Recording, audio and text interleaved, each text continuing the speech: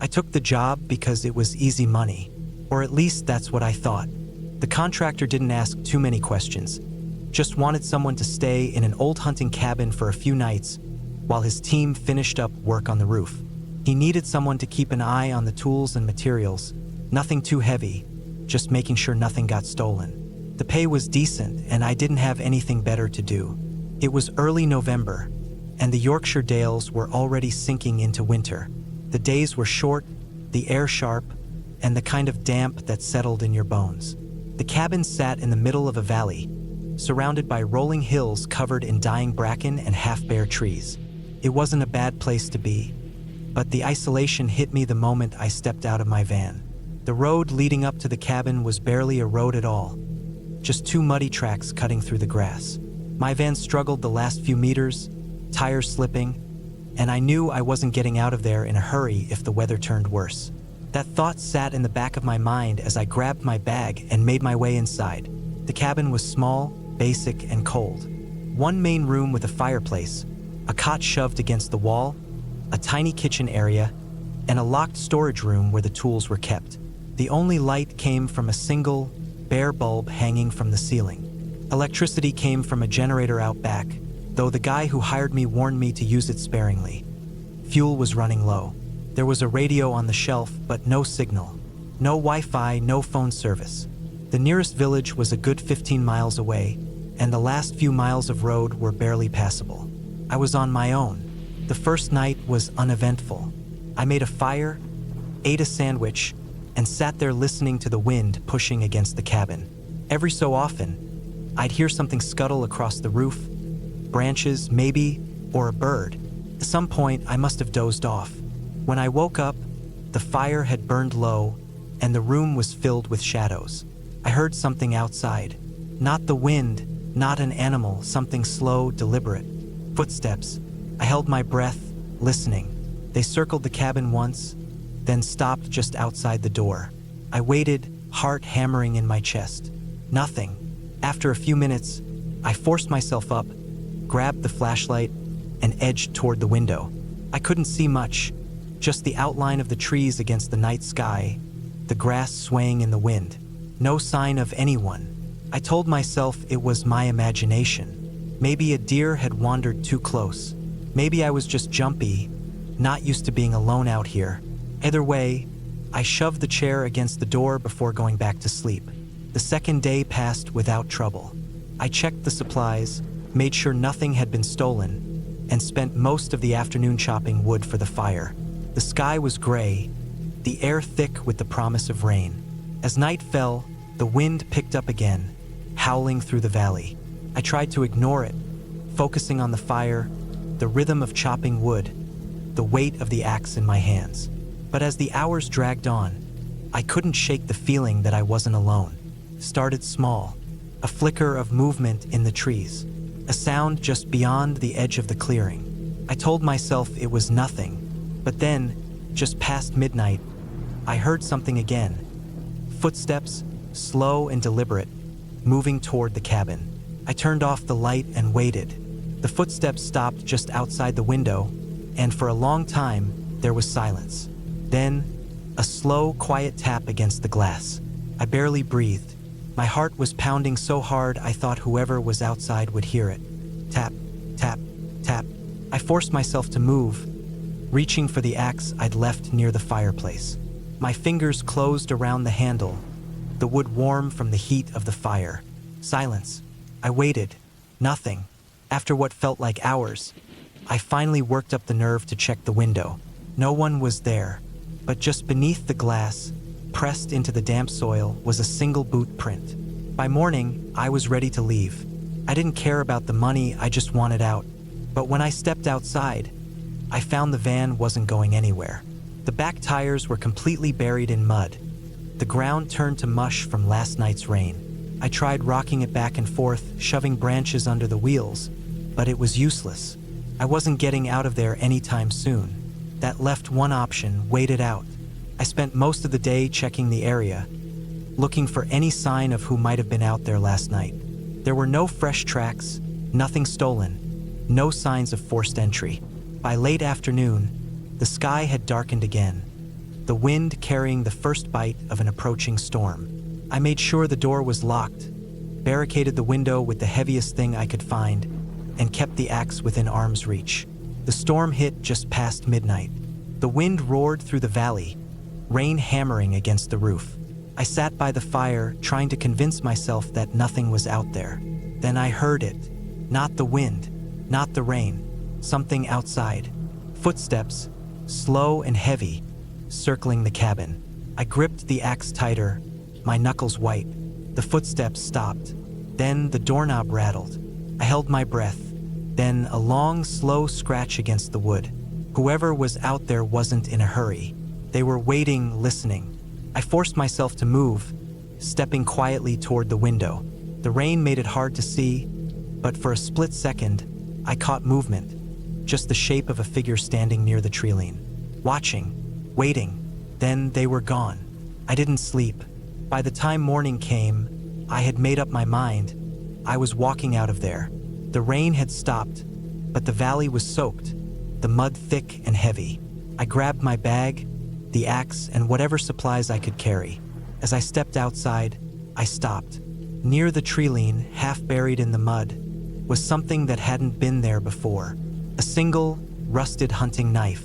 The blade was dull, the handle wrapped in old, rotting leather. I didn't touch it. I didn't look back. I just started walking. It took me 6 hours to reach the village. 6 hours of mud, freezing rain, and the constant feeling that I was being watched. When I finally made it, I went straight to the pub, ordered a drink, and asked if anyone knew about the cabin in the valley. The bartender just gave me a long look before shaking his head. "Shouldn't have stayed there," he muttered. "Not after what happened last time." I didn't ask what he meant. I just finished my drink, got in my van, and left, and I never went back.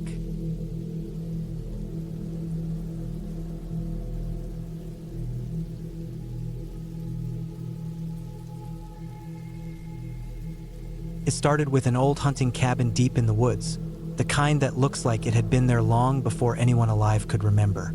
It was isolated, miles from the nearest paved road, surrounded by thick trees that seemed to stretch on forever. I wasn't new to this area. I had hunted these woods with my dad when I was a kid, but I had never stayed out here overnight. This trip was supposed to be different. I wanted a break from life, from the noise of the city, from work, from everything. Just me, my rifle, and the quiet. The cabin wasn't mine. It belonged to a family friend, a guy named Bill who had owned it for years but rarely used it. When I told him I needed a place to get away for a bit, he tossed me the keys and said, "Use it as long as you want. Just don't forget to lock up." That was it. No warnings, no odd looks, just a favor from one man to another. I drove out there in the late afternoon, my truck rattling over the uneven dirt road leading into the woods. The deeper I went, the quieter everything got. The sky had started turning gray by the time I reached the clearing where the cabin stood. It was a small, one-room structure made of dark wood, with a sagging porch and a metal roof that had rust spots bleeding through the paint. It looked sturdy enough, but it had that abandoned feel, like no one had set foot in it for a long time. I unlocked the door and stepped inside. The air was stale, carrying that mix of dust and old wood. There was a cot in one corner, a small stove against the back wall, and a wooden table with a single chair. The windows had old, yellowed curtains that barely let in any light. It was simple, just what I needed. I set my gear down, made sure my rifle was loaded, and went outside to check the surroundings before nightfall. The woods were dense, the trees packed so closely together that it was hard to see more than 20 feet in some places. The air was heavy, still, as if even the wind didn't want to pass through. The only sounds were my own footsteps crunching over the fallen leaves. I built a small fire outside the cabin and cooked a quick meal. As the sun sank, the temperature dropped fast. It wasn't freezing, but it was cold enough to make me grateful for the thick jacket I had brought. I stared into the fire, letting my mind wander, enjoying the quiet. Then I heard it. It was distant at first, barely noticeable.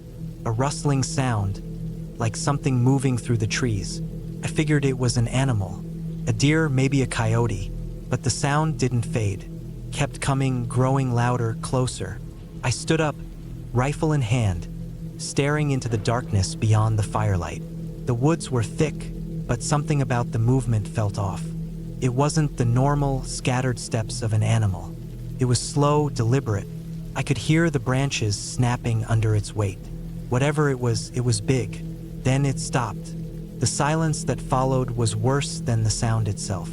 It felt heavy, pressing down on me like something was watching, waiting. My eyes scanned the treeline, but I couldn't see anything beyond the glow of the fire. I stayed like that for a long time, listening, waiting. Nothing happened. The sound didn't come back. After a while, I convinced myself it had been a bear or maybe an elk passing through. I put out the fire, went inside, and locked the door. The cabin felt smaller at night. The single lantern I had brought barely lit the space. I lay on the cot, rifle within reach, trying to ignore the uneasy feeling creeping up my spine. I must have dozed off at some point because the next thing I knew, I was waking up to a sound outside. It was soft at first, almost too faint to notice. A shuffling noise, like footsteps moving just beyond the cabin walls. My body went stiff. I held my breath, listening. Then came the scratching. Slow, deliberate, the sound of something dragging its nails or claws along the wooden walls of the cabin. It moved from one side to the next, circling me, never stopping. I gripped my rifle, heart pounding. It had to be an animal, a raccoon, maybe a bobcat. But deep down, I knew that wasn't right. No animal moved like that. No animal circled a cabin like it was looking for a way in. Then I heard the breathing. It was right outside the door. Low, steady, too deep to be human. I forced myself to sit up, moving as quietly as possible. My hands were sweaty around the rifle. Pointed it at the door, waiting. The breathing stopped. Silence. Then the doorknob rattled. A slow, careful turn. The lock held. I didn't move. My heart was hammering in my chest so hard I thought it might give me away. Then came the voice. It was my own. I don't know how else to explain it, but it was my voice, speaking from the other side of the door. Let me in. Flat, emotionless. It didn't sound right. It sounded like someone trying to mimic me, but getting the tone just a little bit wrong. I didn't respond. The doorknob twisted harder. Then the voice changed. It became someone else. Someone I didn't know. Please, it said. I'm lost. It sounded more human now, but not enough. The way it spoke was off, the words too slow, too careful. I raised the rifle, aiming directly at the door. Whatever was out there, it wasn't human. Then the footsteps started again. Slow, dragging, moving around the cabin. I didn't sleep that night.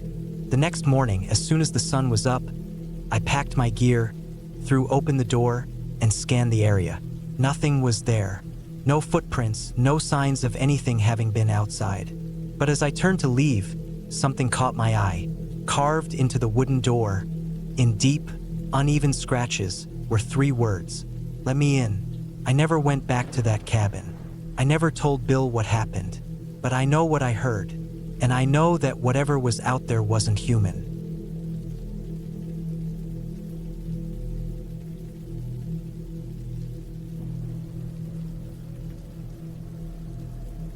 I never liked working night shifts, but at that point in my life, I didn't have much of a choice.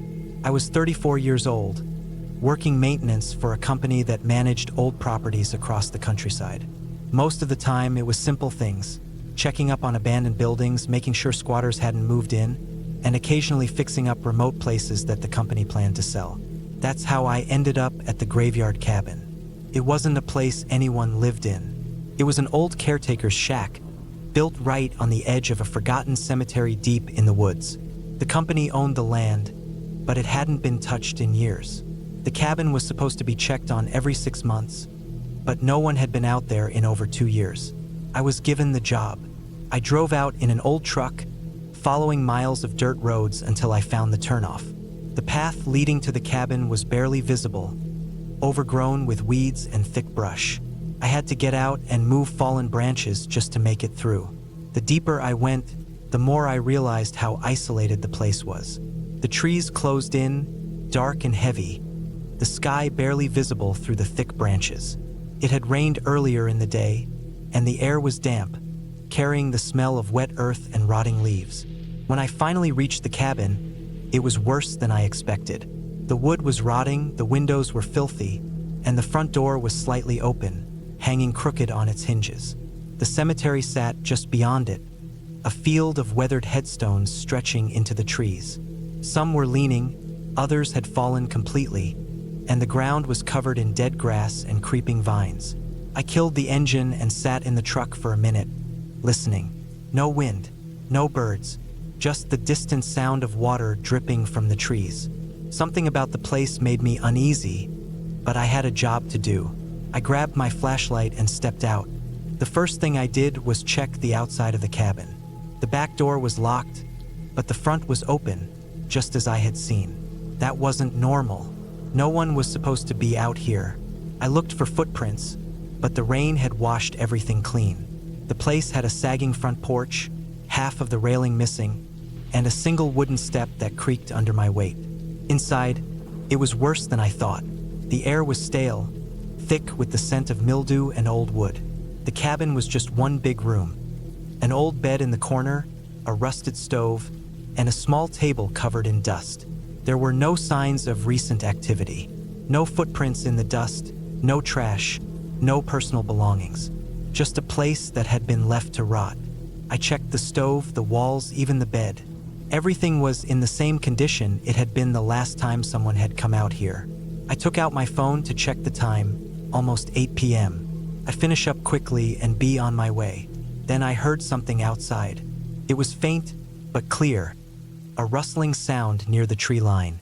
I turned off my flashlight and stood still, listening. The woods were thick, tangled, the cemetery barely visible beyond the trees.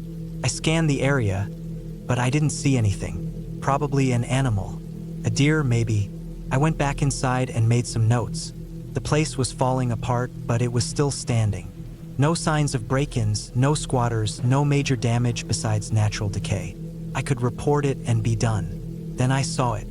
Near the cemetery, barely visible in the fading light. Something was moving between the headstones. A dark shape, low to the ground, shifting slowly. It wasn't a deer. It wasn't anything I could recognize. I stayed still, gripping my flashlight. The thing moved, slipping behind a row of headstones. I waited, heart pounding, but it didn't reappear. I didn't want to investigate, but I knew I wouldn't be able to leave without checking. I stepped off the porch, moving slow. The ground was soft from the rain, my boots sinking slightly into the mud. The cemetery was silent, the headstones barely readable, worn down by time. I reached the spot where I had seen the movement. Nothing. The ground was undisturbed. No footprints, no broken branches, just wet earth and stone.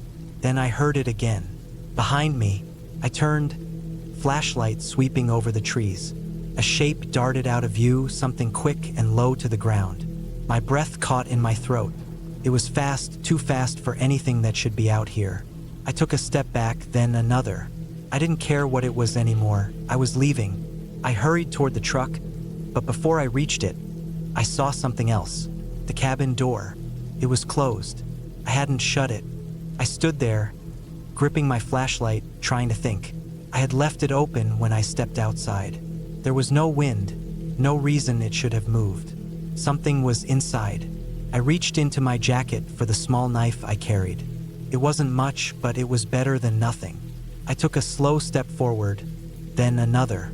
My boots scraped against the wood of the porch. Then, from inside the cabin, a sound. A single, soft creak of the floorboards. I didn't move. I barely breathed.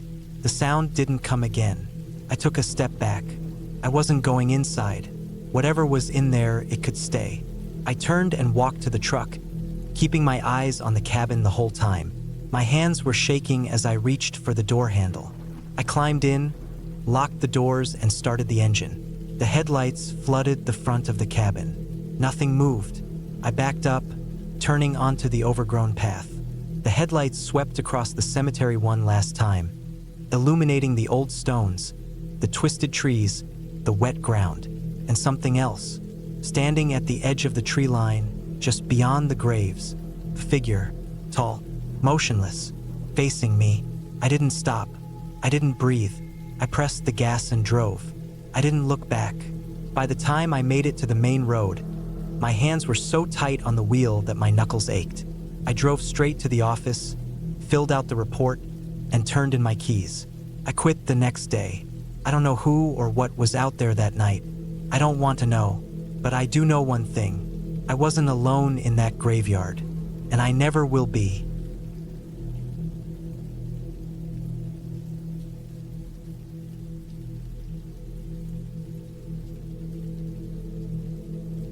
The night had settled heavy over the forest by the time I reached the cabin. The rain had started an hour ago, turning the dirt road into a mess of thick mud. My truck struggled with the terrain, tires slipping, but I eventually made it up the narrow path. It wasn't my cabin, just a place a friend of mine had let me use for the weekend. I needed time away from everything, a break from the stress of work and the constant noise of the city. The thought of spending a few days alone in the woods had seemed like a good idea when I planned it. Now, standing outside in the rain, fumbling with the keys, I wasn't so sure. The cabin wasn't much. Just a single-story wooden structure with a small porch, a tin roof, and a chimney that hadn't seen smoke in a while. The air smelled like wet wood, damp leaves, and something else.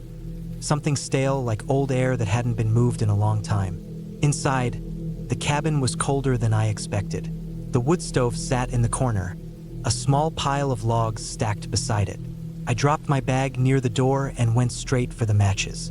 The sooner I got a fire going, the better. I wasn't about to spend the night shivering. As the fire took, the cabin lit up in a flickering orange glow, shadows stretching along the walls. The place had one bedroom, a kitchen area, and a small bathroom with a sink and toilet. Basic, but enough. The furniture was old but solid. A wooden table with 2 chairs, a couch against the far wall, and a rocking chair near the window. A thick layer of dust covered everything, which meant my friend hadn't been up here in a while. I sat down on the couch, listening to the rain hammering the roof.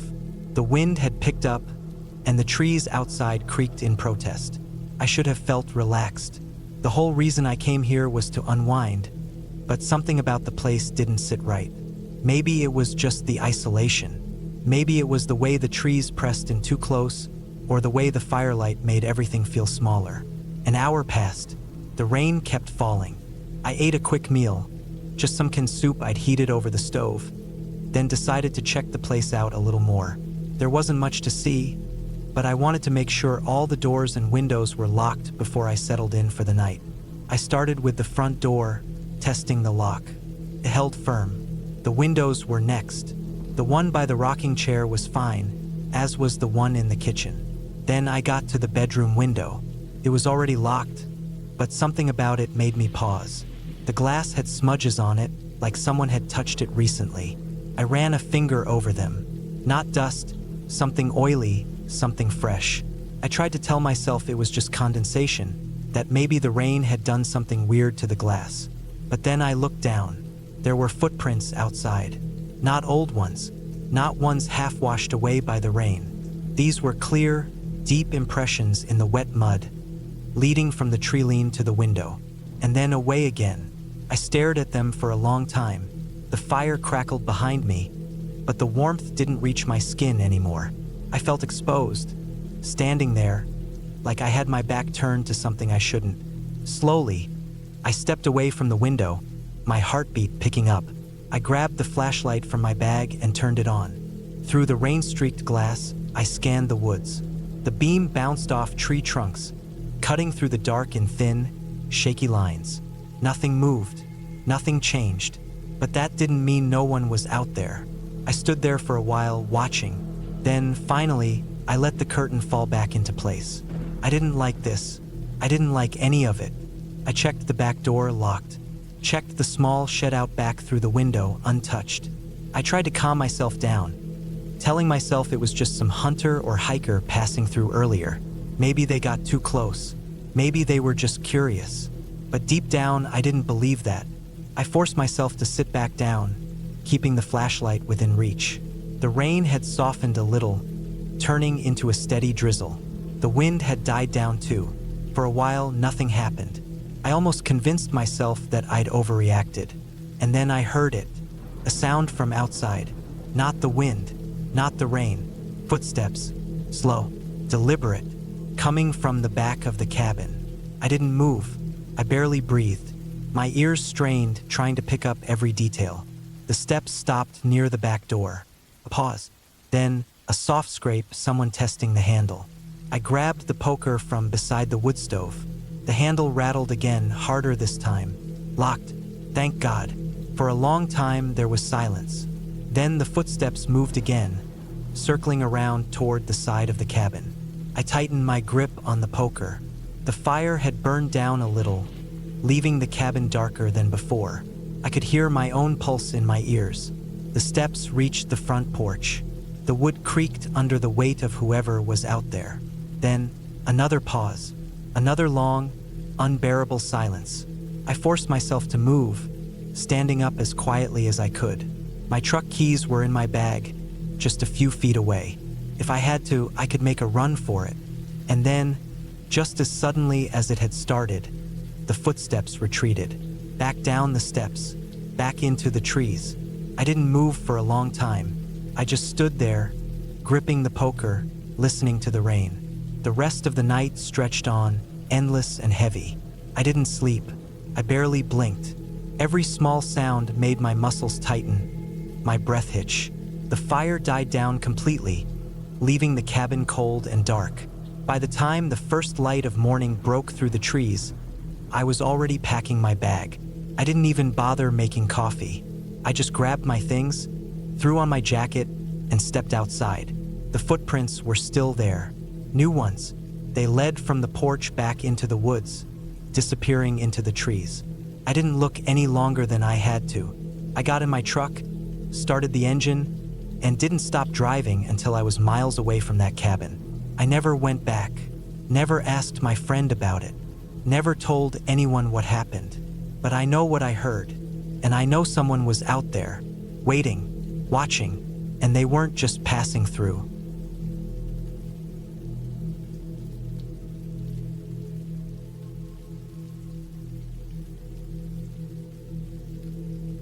It was the kind of cold that made your bones ache. A wet, miserable cold. The kind that crept through your clothes no matter how many layers you had on.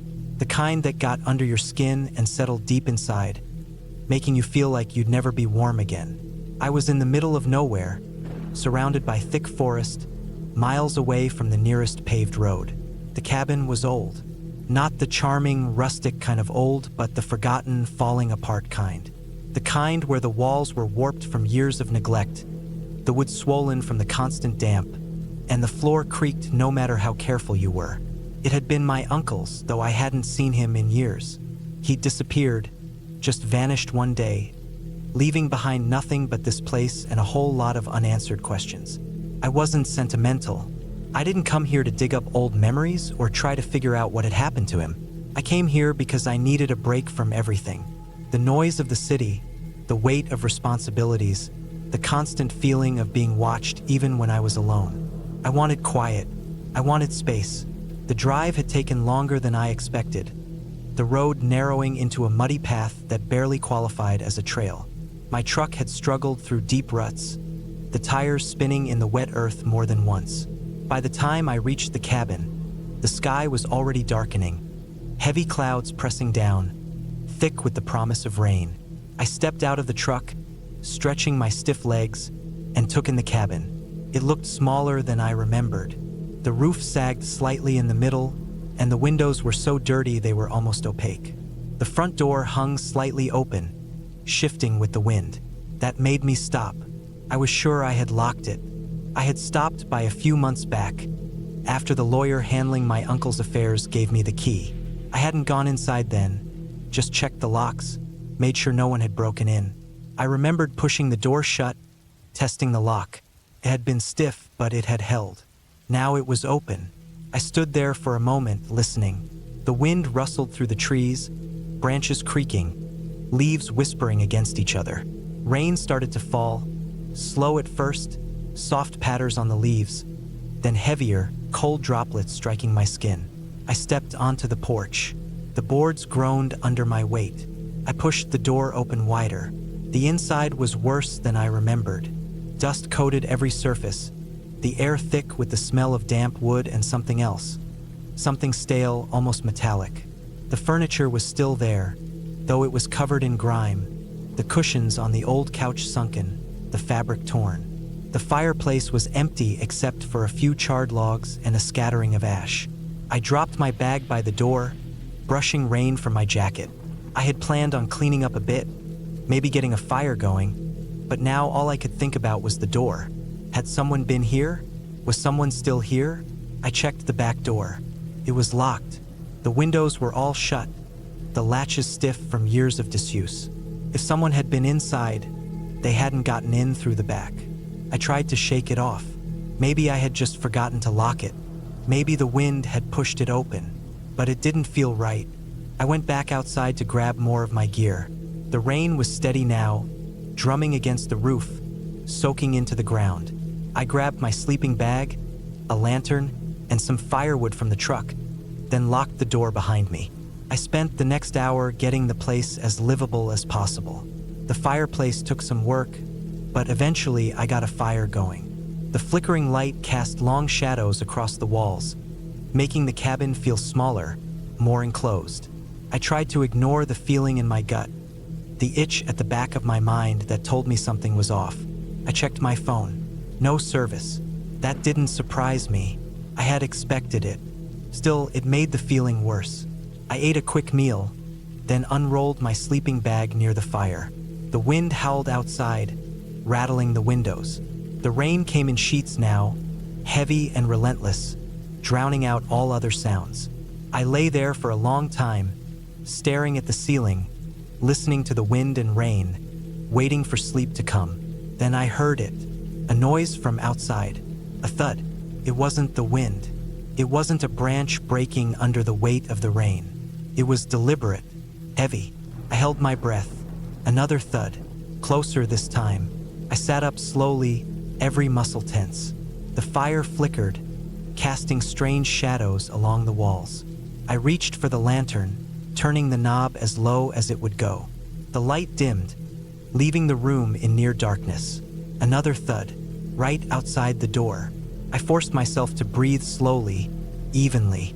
I reached for the knife I had packed. It wasn't much, but it was something. Silence. Then the door creaked. The handle turned. It stopped. Then the sound of footsteps. Slow, deliberate, moving around the cabin. I stayed still. The footsteps stopped near the window. I didn't move. I didn't breathe. Then, slowly, something pressed against the glass. A shadow. A shape. I could barely make it out in the darkness, but it was there.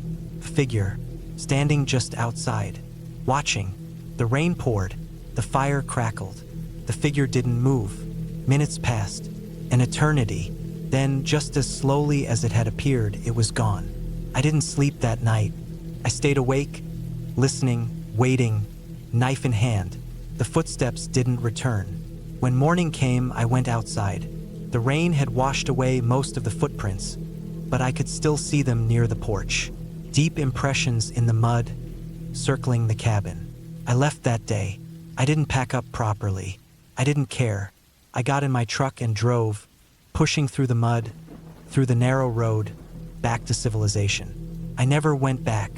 The cabin is still there, still abandoned, and somewhere out in those woods, so is whoever or whatever was watching me that night.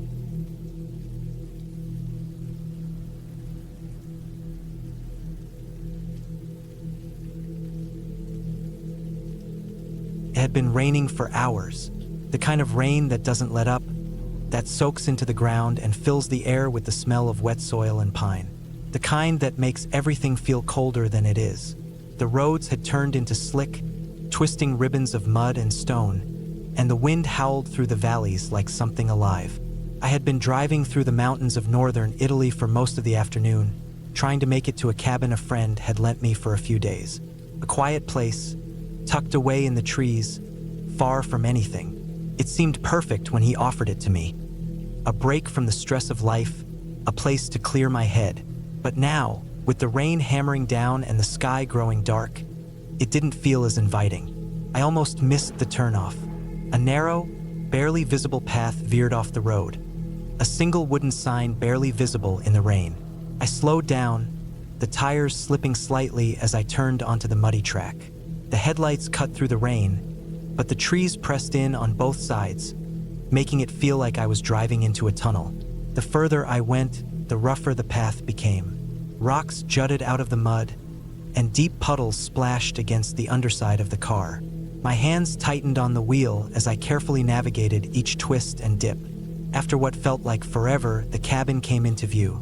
A small, weathered structure made of dark wood, crouched between the trees like it had been there forever. The roof sloped low, with a stone chimney rising at one end. The porch was simple, a few steps leading up to a wooden door, flanked by two shuttered windows. The whole place looked old but sturdy. More importantly, it looked dry. I parked as close as I could, grabbed my bag, and made a run for it.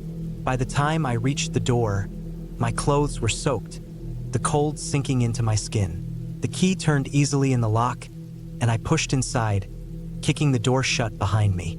The cabin smelled of wood and dust, with a faint trace of smoke lingering in the air. The main room was simple: an old couch, a wooden table, a stone fireplace against one wall. A single hallway led off to what I assumed was the bedroom and bathroom. It was exactly as my friend had described, basic but comfortable. The rain hammered against the roof, and the wind made the trees groan outside. I dropped my bag by the door and walked over to the fireplace. There was a small pile of wood stacked beside it, dry and ready to use. I crouched down, arranging the logs and kindling before striking a match. The flame caught, flickering in the dim light, and within minutes, a warm fire was crackling, filling the cabin with heat. I stood up, rubbing my arms, and took a better look around. A small kitchen was tucked into one corner, with an old stove and a few cabinets. A single dim bulb hung from the ceiling, swaying slightly as the wind rattled the cabin. Everything felt still, too still. Maybe it was just the storm outside, but something about the silence inside the cabin felt heavy, like the air was thicker than it should be. I shook off the feeling and went to unpack. The bedroom was just as simple as the rest of the cabin. A bed, a small dresser, a single window with wooden shutters. I pulled them closed, listening to the rain pounding against the glass. The wind whistled through the cracks, and for a moment, I thought I heard something else. A sound mixed in with the wind, something off. I stood still, holding my breath. Nothing, just the storm. I shook my head, telling myself I was being paranoid. It had been a long drive, and I was cold and tired. I changed into dry clothes, leaving my wet ones draped over a chair near the fire. The warmth helped, but the unease hadn't left me. I made a quick dinner, some canned food I had brought with me, eating it at the small table while staring at the flames. The wind was louder now, the rain coming in sheets against the roof. Every now and then, the whole cabin creaked as the storm pushed against it. I kept glancing toward the windows, half expecting to see something staring back at me, but there was nothing, just the dark shapes of trees, swaying in the wind. I tried to push the feeling away. It was just my mind playing tricks on me. The isolation, the storm, the unfamiliar place.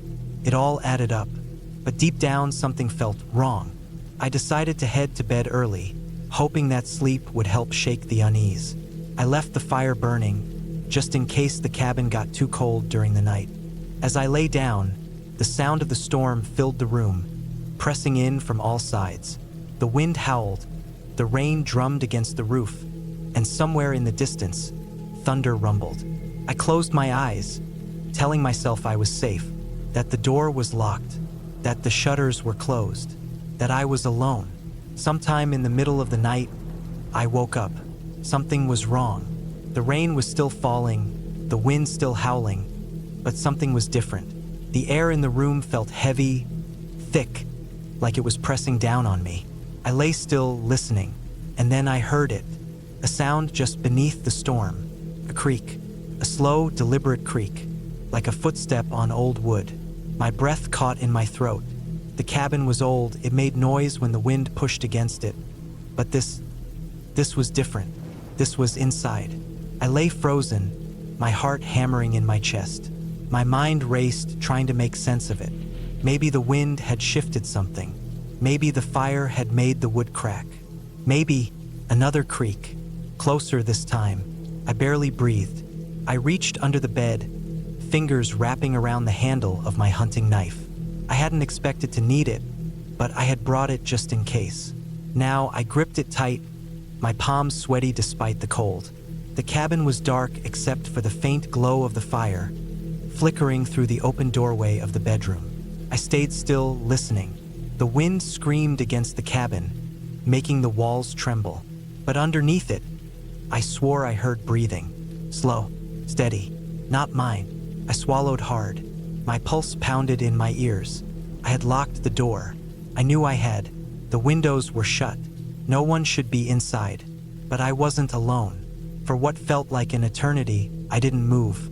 Neither did the sound. The breathing stayed steady, the creak silent. Then, just as slowly as it had come, it faded. Minutes passed. The fire crackled softly in the other room. The wind moaned. I strained my ears, but the sound was gone. I didn't sleep the rest of the night. When morning finally came, gray and wet, I forced myself out of bed. I moved slowly, cautiously, knife still in hand as I checked the cabin. The door was still locked, the windows still shut. Everything was exactly as I had left it, and yet I knew what I had heard. I packed my things in silence, my movements quick and sharp. I didn't care how much it was raining. I wasn't staying another night. As I stepped onto the porch, I froze.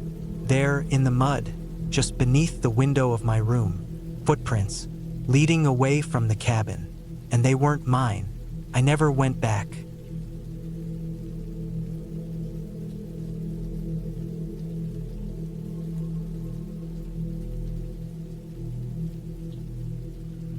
I hadn't been down that road in years. It was one of those back roads you don't use unless you have to. Narrow, winding, full of potholes that could wreck your suspension if you weren't careful. The trees crowded in close, their bare branches scratching at the sky like old bones. I remembered it well from when I was a kid, riding in the passenger seat while my dad drove, pointing out the way to my cousin's cabin. It wasn't really a cabin, more like a rundown house in the middle of nowhere, but we all called it a cabin. It had been in the family for years, passed down from my uncle to my cousin, Daniel. He was the kind of guy who liked his space, preferred the woods over people, and spent most of his time hunting or fishing. I hadn't spoken to him in years, and as far as I knew, he still lived out there, off the grid, doing his thing. I wasn't planning to stop. I was just passing through on my way to a friend's place, taking the old back roads to avoid the highway traffic. It was late, somewhere around 9, and the rain had been falling in that slow, steady way that makes the world feel heavy. The road was slick, the headlights catching the wet pavement and the deep shadows beyond the trees. I wasn't thinking about much, just driving, watching the road, keeping an eye out for deer. Then I saw it. At first, it was just a flicker of movement, something shifting in the trees near the turnoff to my cousin's cabin. A shape, a shadow. It could have been an animal, maybe a deer moving through the brush, but something about it made my stomach clench. It was too tall, too upright. I slowed down without really thinking about it, my hands tightening on the wheel. The road that led to the cabin was just up ahead, a narrow dirt path that cut into the trees. My headlights swung toward it as I passed, and for a split second, I saw something standing there. A man. He was just off the side of the road, half hidden in the trees, standing still. Too still. I only caught a glimpse before I was past him, but in that short moment, I saw enough. Dark clothes, a hood pulled up, face shadowed. Something about the way he stood sent a shiver through me, like he was waiting for something, watching. I kept driving. My heart was pounding, fingers tight around the wheel. Maybe it was just someone passing through, a hunter, or some local out for a late-night walk. But I knew this area. Nobody walked out here, not at night, not in the rain. A few minutes passed, and I told myself to let it go. Just some guy, nothing to do with me. Then my headlights caught something else. Up ahead, on the right side of the road, there was a car, parked just off the shoulder, half hidden by the trees. Old, dark-colored, looked like it hadn't moved in a while. The windows were fogged up from the rain, but I could just make out the silhouette of someone sitting inside. I passed by without slowing down. My gut was telling me something wasn't right. The way the guy had been standing back there, the parked car, the fact that this road barely saw any traffic at all, let alone people just sitting out here in the dark. A few miles later, I reached the turnoff that led back to the highway. I made the turn without hesitation, feeling a small sense of relief as I left the woods behind. The rain was still falling, my wipers dragging back and forth across the windshield. I made it to my friend's place about an hour later. We hung out for a while, had a couple of beers, watched a movie. I didn't mention what I'd seen. I didn't want to sound paranoid. But the whole night, it stayed in the back of my mind. The man standing in the trees. The car parked on the side of the road. The next morning, I woke up early and checked my phone. I had a missed call from an unknown number and a voicemail. I played it, and a deep voice came through the speaker. "Hey, it's Daniel." I froze. I hadn't heard my cousin's voice in years. "I don't know if this number still works, but if you get this, call me back. Something's going on out here." That was it. No details, no explanation, just that. I called him back immediately, but it went to voicemail. I tried again. Nothing. Something was wrong. I got in my truck and headed back the way I came, retracing my route from the night before. The rain had stopped, but the sky was still gray, low clouds hanging heavy over the trees. My stomach felt tight the whole way, like I was bracing for something bad. When I reached the turnoff to Daniel's cabin, I slowed down. The dirt road was muddy from the rain, tire tracks cutting deep into the soft earth. I turned in and followed the road, my truck bouncing over the rough ground. The trees were thick here, pressing in close on both sides. After about half a mile, I saw the cabin up ahead. Something was off. The front door was open, just a few inches, but enough to set off alarms in my head. Daniel wasn't the type to leave his door open, not out here. I parked and got out, my boots sinking into the wet ground. The air was cold, damp with the lingering rain. I hesitated before stepping up to the porch. My pulse was loud in my ears. I pushed the door open. Inside, the cabin was a mess. Chairs knocked over, papers scattered across the floor, a hunting rifle leaning against the wall near the door, unloaded. No sign of Daniel. I stepped inside, my boots creaking against the wooden floor. The air smelled stale, like damp wood and something else, something faint, metallic. Blood, a few small drops, barely noticeable, leading toward the back room. I followed them, my stomach a tight knot. The back room was empty. The bed was unmade, blankets half on the floor.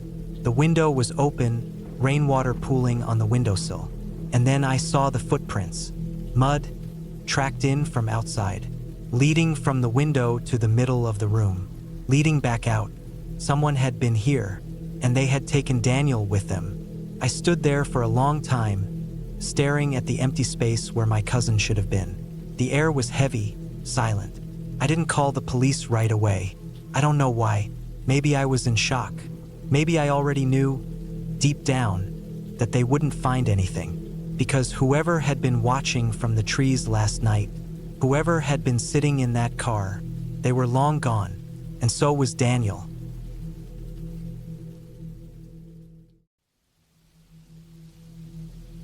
The rain had been falling since late afternoon, a slow drizzle at first, turning into a steady downpour by the time I reached the cabin. The drive up had been rough, 30 miles of winding roads, most of them gravel, and another 3 miles of dirt trail that was barely passable after the storm earlier in the week.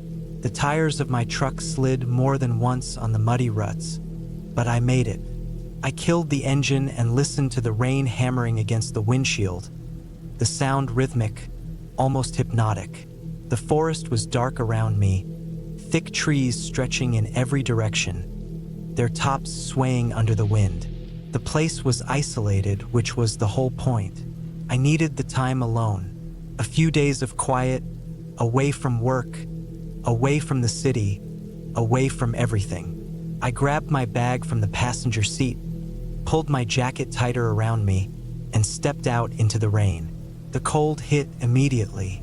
It was late October, and up here in the mountains, the temperature dropped fast once the sun set. The cabin sat about 50 yards from where I'd parked, just a simple structure, nothing fancy. One room, a wood stove, a cot, and a small table with a couple of chairs. It had been my grandfather's, a hunting cabin he built back in the 60s. I made my way up the steps, boots slipping a little on the wet wood. The key was under the second step, exactly where it had always been. I let myself in, shaking the rain from my jacket. The air inside was stale, the smell of old wood and dust thick. I set my bag down and pulled out the flashlight, clicking it on. The beam cut through the darkness, revealing the familiar space. The stove was in the far corner, a stack of firewood beside it. The cot, covered in an old plaid blanket, sat against the wall. There was a small counter with a sink, though the plumbing hadn't worked in years. A few shelves held some canned goods, likely long expired. I sighed, locking the door behind me. The first order of business was getting a fire going. I stacked the wood, stuffed some crumpled newspaper underneath, and struck a match. The flames caught, flickering, casting long shadows against the walls. I warmed my hands over the heat, letting the cold seep from my bones. Outside, the rain poured harder. The wind picked up, howling through the trees, making the old cabin creak. I pulled out a small camping stove from my bag, set it up on the table, and heated a can of soup. The smell filled the cabin, something comforting in the simplicity of it. I ate quickly, listening to the storm rage on. By the time I finished, the fire had settled into a steady burn. I leaned back in the chair, letting the warmth spread through me. The wind was relentless now, hammering against the walls, shaking the window panes. I closed my eyes, exhaling. Then I heard it, a sound just barely audible over the storm. A thud. I opened my eyes, listening. Maybe a branch had fallen. Maybe an animal had knocked something over outside. The wind made it hard to tell. I grabbed the flashlight and stood up, moving to the window. The glass was fogged from the warmth inside, but I wiped it with my sleeve, peering out. Darkness. The trees swayed violently, rain slashing through the air in thick sheets. The truck was still where I left it, partially hidden by the trees. The forest beyond was just a mass of shadows, shifting under the wind. Nothing out of the ordinary. Still, something felt off. I turned away from the window, but then another sound came. This one closer. A shuffling noise, like footsteps over wet leaves. I felt the hairs on my arms stand up. I wasn't supposed to be alone out here. My first thought was an animal. A deer maybe, or a bear, though it was late in the season for them to be wandering this low. But I had spent enough time in the woods to know the difference between an animal's movement and something else. I reached for the hunting rifle mounted on the wall, my fingers tightening around the stock. I hadn't planned on needing it, but I was glad it was there. Then another noise, a creak, this time from the porch. I raised the rifle, heart pounding now. The flashlight beam wavered slightly as I moved toward the door. The cabin had no peephole, just a window beside the door. I took slow steps, every creak of the wooden floor loud in my ears. I pressed my back against the wall beside the window, took a breath, and then, in one quick motion, turned and shone the flashlight outside. Nothing. The porch was empty, but the feeling didn't leave me, that deep, instinctive sense that someone was out there. I waited, standing still, breathing slow, rifle in one hand, flashlight in the other. The storm howled around me. Then I saw it, barely visible at the edge of the tree line. A figure, standing motionless in the rain. A man. He was facing the cabin, though I couldn't make out his face. He stood just beyond the reach of my flashlight's beam, his body dark against the backdrop of trees. I gripped the rifle tighter. I wasn't sure how long I stood there, staring at him. Maybe a few seconds, maybe a full minute. My heart hammered so loud I could hear it in my ears. Then he took a step forward. Slow, deliberate. I raised the rifle, not aiming yet, but making it clear that I was armed. The man stopped. The rain poured down between us. I wanted to shout something, but my throat was dry. Then he did something that sent ice through my veins. He turned and walked back into the trees. Not running, not hurrying, just walking, like he had all the time in the world. I waited, breath shallow, until I could no longer see him, but I knew he was still out there. For hours, I stayed awake, rifle across my lap, listening. The fire crackled. The storm raged on, but I heard nothing else. By dawn, the rain had eased. I stepped outside, rifle still in hand, scanning the woods. The ground was soaked, puddles forming in the dips of earth, leaves scattered everywhere.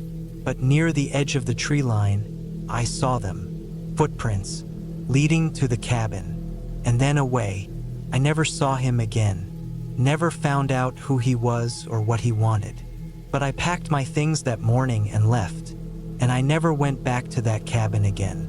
That was just one experience, but it stayed with me. I still think about that night sometimes. The rain, the wind, the way he stood there watching, and the way he left without a word.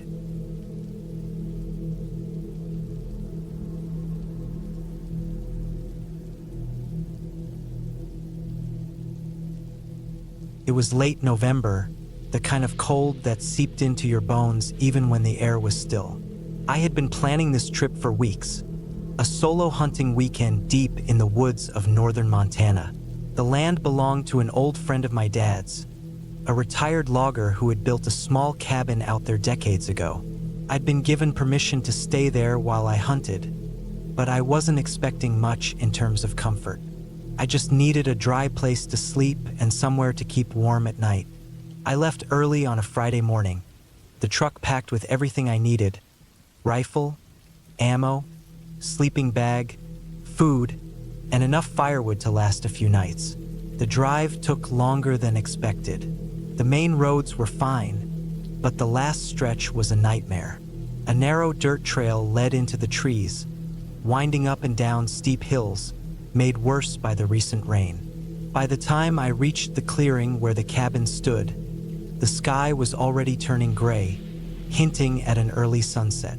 The cabin itself was smaller than I expected. A single room with a wood stove, a cot, and a table pushed against one wall.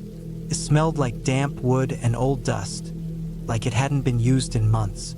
There was no electricity, no running water, just a roof over my head and walls to keep the wind out. It was enough.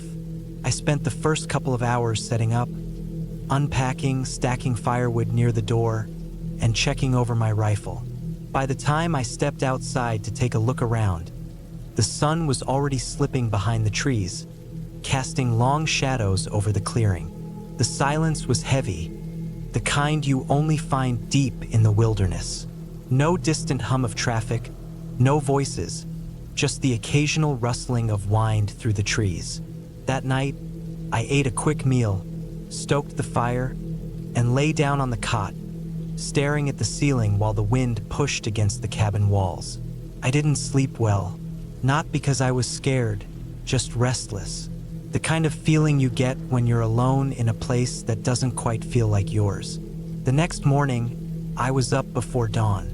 The cold bit through my jacket as I hiked out to a ridge I had scouted on the map, looking for deer sign. The woods were quiet except for the occasional snap of a branch underfoot. I found a decent spot near a fallen tree and settled in, waiting for movement. Hours passed. The wind picked up, sending dry leaves tumbling across the ground. I saw tracks, old ones, but nothing fresh. By midday, I was ready to move. I hiked deeper, following a narrow game trail that led through a dense patch of trees. That's when I saw it. A second cabin, smaller than mine, almost hidden in the undergrowth. I wasn't expecting another structure out here. The maps hadn't shown anything, and the landowner hadn't mentioned it. It looked abandoned, the door slightly ajar, the wood gray and rotting. I stepped closer, pushing aside the tall grass. The inside was empty, no furniture, no signs of recent use.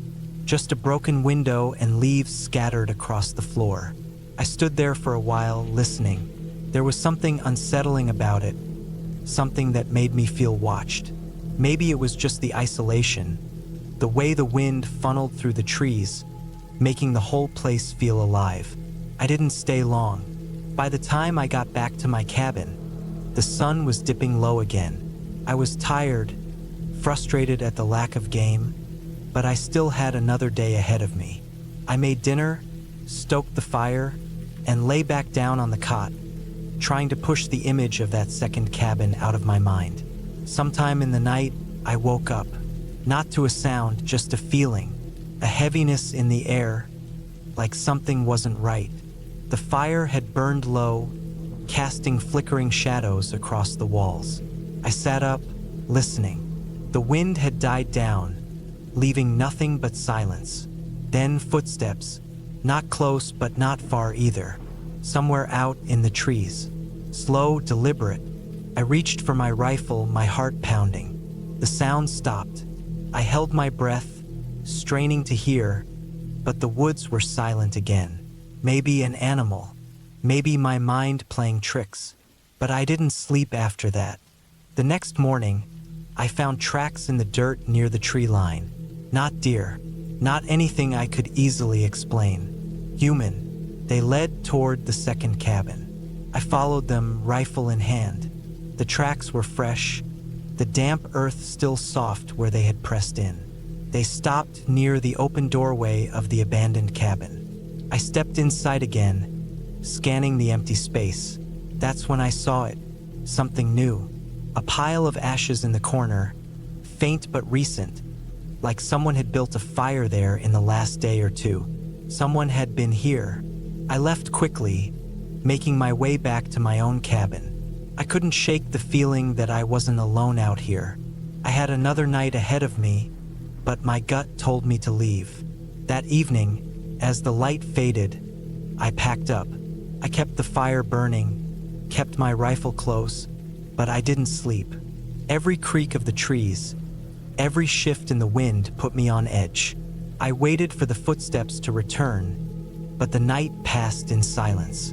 The first light, I was gone. I loaded the truck, double-checked my gear, and started down the muddy trail. As I drove past the tree line, I glanced back one last time at the cabin. Nothing moved, nothing changed, just an empty clearing, a place that felt like it had been waiting for something. I never told the landowner what I saw. Maybe he already knew. Maybe that second cabin wasn't supposed to be there at all. But I never went back, and I never hunted alone again.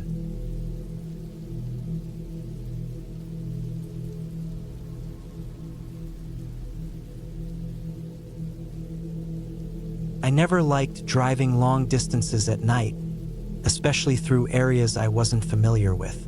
Something about the dark, empty roads always made me uneasy. But that night, I had no choice. I had been working on a project in a small town a few hours away, and it had taken longer than expected. I was exhausted, and the thought of sleeping in my own bed pushed me to keep going. The highway was mostly empty, with only the occasional pair of headlights passing by. The only sound was the steady hum of my engine and the occasional thud of tires hitting small potholes. I checked the time, just past midnight. I figured I had another hour or so to go. But then, as I glanced at my fuel gauge, I realized I had made a mistake. I had barely a quarter tank left. I should have filled up before I left. The next gas station was miles back, and I wasn't sure when I'd find another. My GPS wasn't much help, showing nothing but a long stretch of road ahead with no clear indication of a station nearby.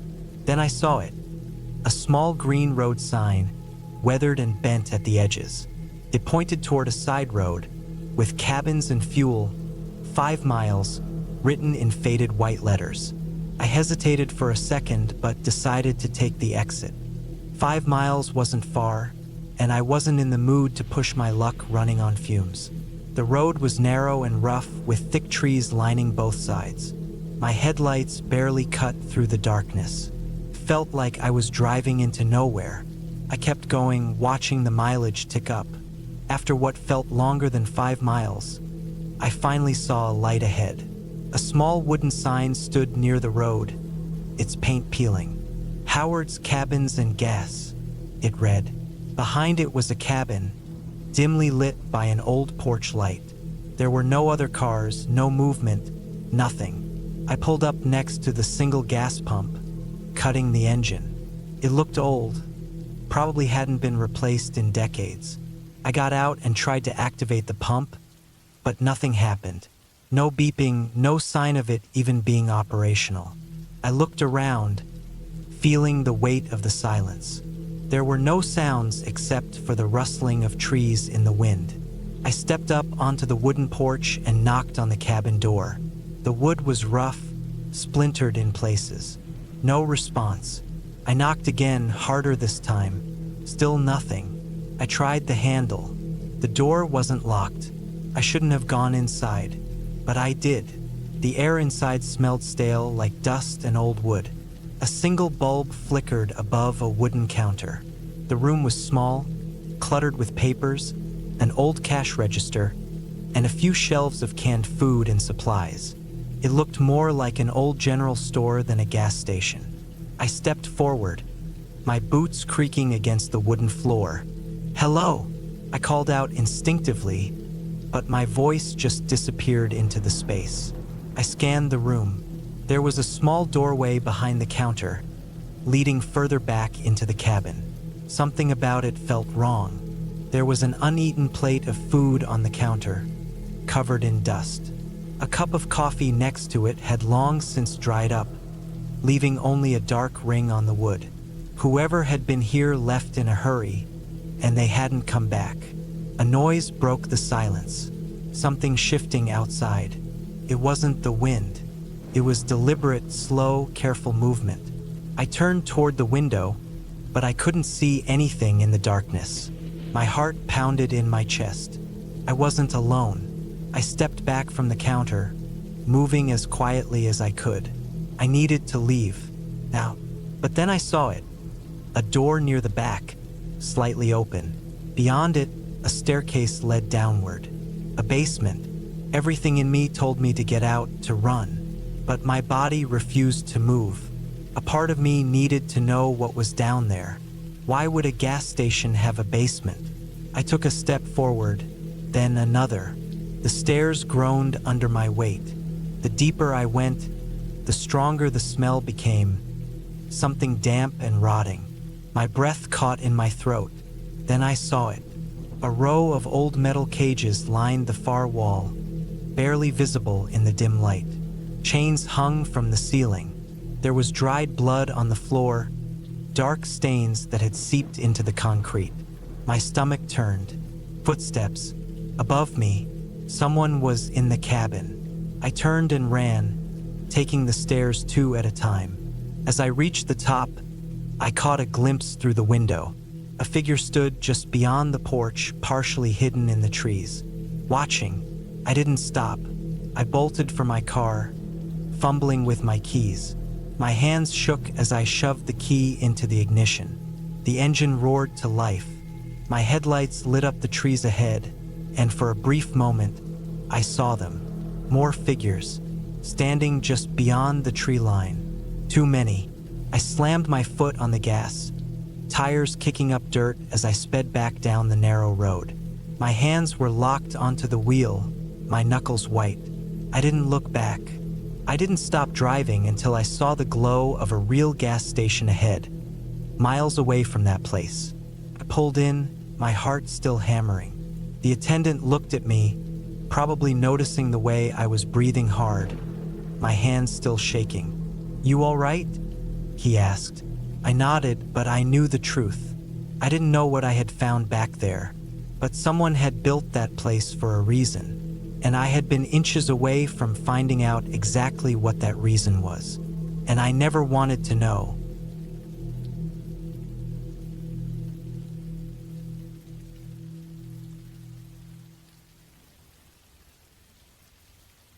It was supposed to be a quiet few days away from everything.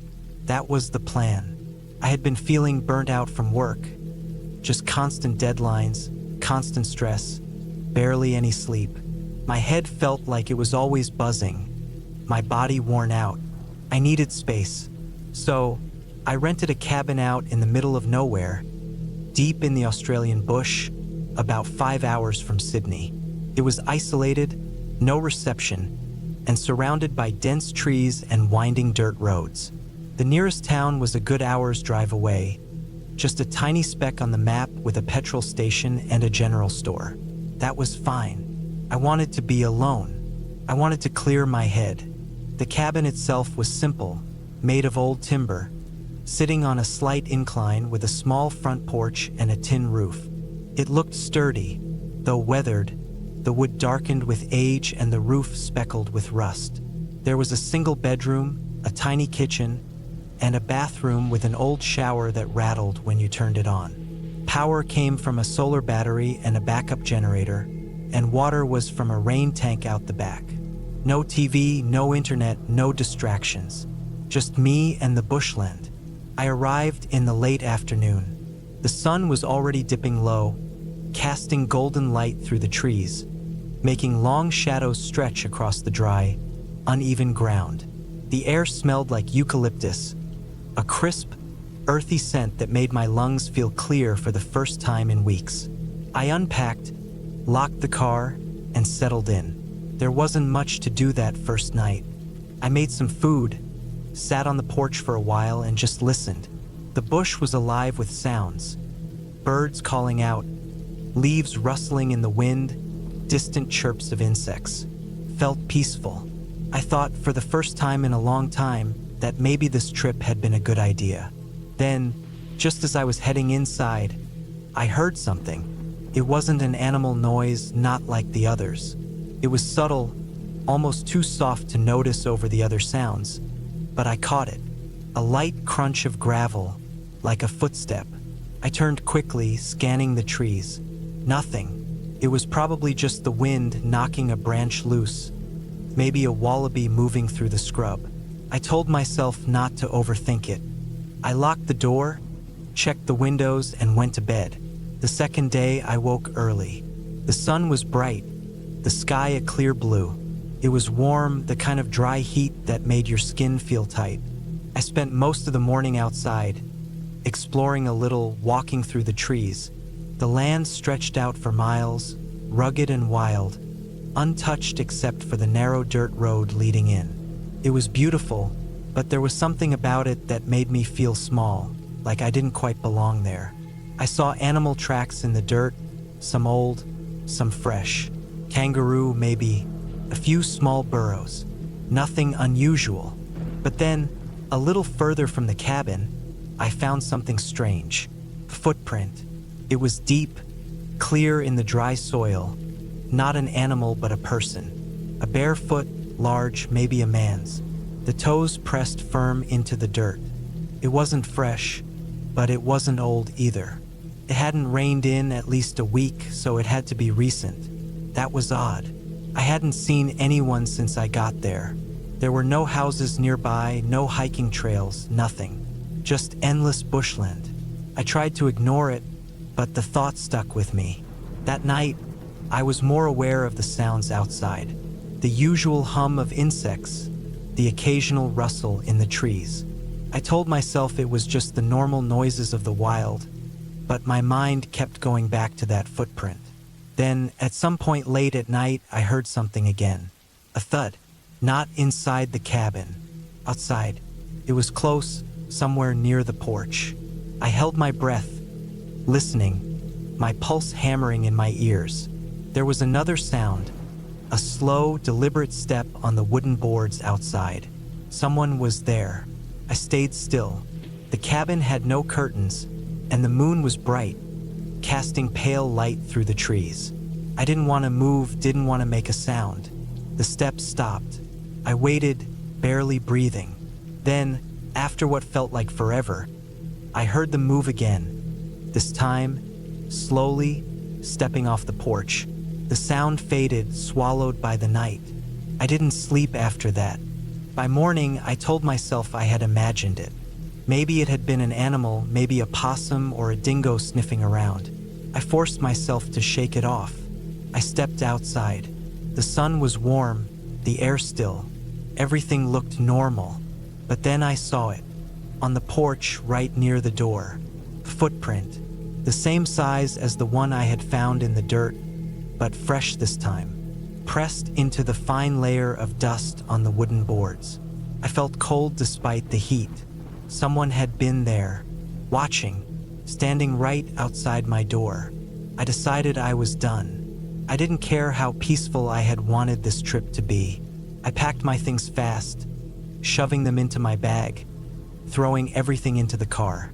As I locked up the cabin, I glanced back one last time, and that's when I saw it. Far, deep in the trees past the clearing. A figure, standing still, watching me. I didn't wait. I got in the car and drove, speeding down the dirt road, kicking up dust behind me. I didn't stop, didn't look back. Hours later, when I finally reached the highway, my heart was still racing. I kept checking the rearview mirror, expecting to see something, but there was nothing. Just the open road stretching ahead. I never went back to that cabin, never told anyone about what happened, and I never stopped wondering who or what had been out there with me.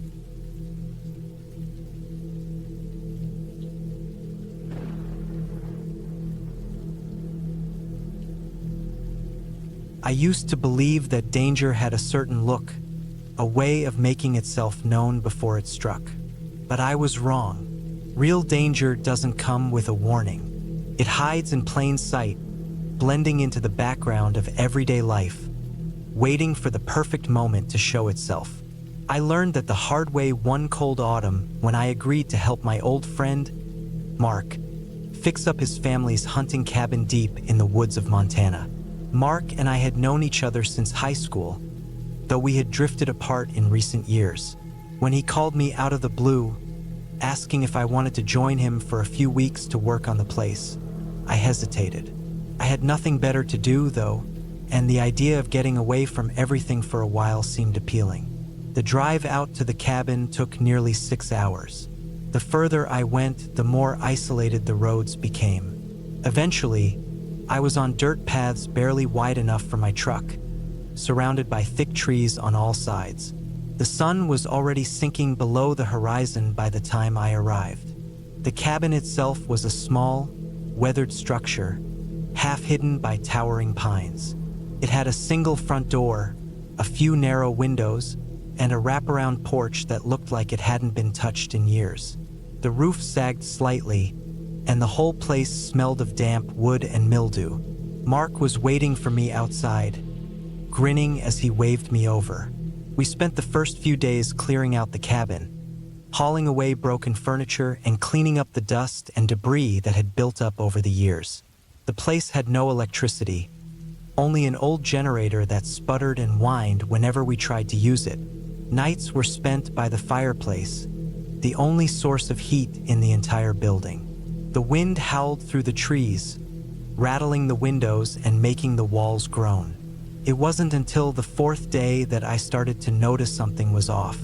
It began with small things, the feeling of being watched whenever I stepped outside, the way the woods seemed too quiet, like even the animals were hiding. I told myself I was just being paranoid, that I wasn't used to being this deep in the wilderness. But the unease wouldn't go away. One afternoon, while I was chopping wood behind the cabin, I found something that made my stomach drop. Buried beneath a pile of old logs was a rusted hunting knife, its blade dark with what looked like dried blood. The handle was cracked, the leather worn from years of exposure to the elements. I brought it inside to show Mark, but he just shrugged. "Probably just an old tool someone left behind," he said. "People have been coming up here for years to hunt." I wasn't convinced. Something about the knife felt wrong. I ended up taking it outside and burying it again, deeper this time. That night, I woke up to the sound of footsteps on the porch. At first, I thought it was Mark, maybe stepping outside to use the bathroom. But then I heard it again, slow, deliberate steps moving from one side of the cabin to the other. My heart pounded as I sat up, straining to hear over the wind. The footsteps stopped. I held my breath, waiting. Then, just as I was about to lie back down, something scraped against the wooden walls outside. It was a slow, dragging sound, like nails being pulled across the surface. I reached for the flashlight beside my sleeping bag and clicked it on, casting a weak glow around the room. The shadows stretched long and thin across the floor, shifting as the fire flickered in the hearth. I turned toward the window. For a brief second, I thought I saw something, a dark shape standing just beyond the glass. But when I blinked, it was gone. The next morning, I told Mark what I had heard. "Probably just an animal," he said, brushing it off. "There are bears and mountain lions out here. You shouldn't be so jumpy." I wanted to believe him. I really did. But deep down, I knew better. That night, I made sure to secure the door before going to sleep. I wedged a chair under the handle and kept my flashlight within arm's reach. The wind howled outside, shaking the trees and sending dry leaves skittering across the porch. At some point, I must have drifted off because the next thing I knew, I was waking up to the sound of creaking floorboards. Inside the cabin, I froze, my breath caught in my throat. The fire had burned down to embers, leaving the room in near darkness. I listened, my heart hammering against my ribs. The sound came again, soft, careful footsteps moving across the wooden floor. Someone was inside.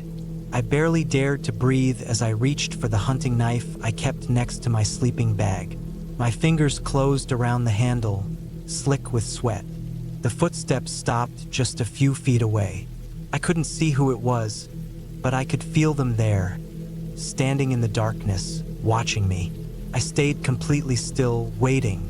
Then, as suddenly as it had started, the presence was gone. The next morning, I found the front door slightly ajar. I didn't tell Mark.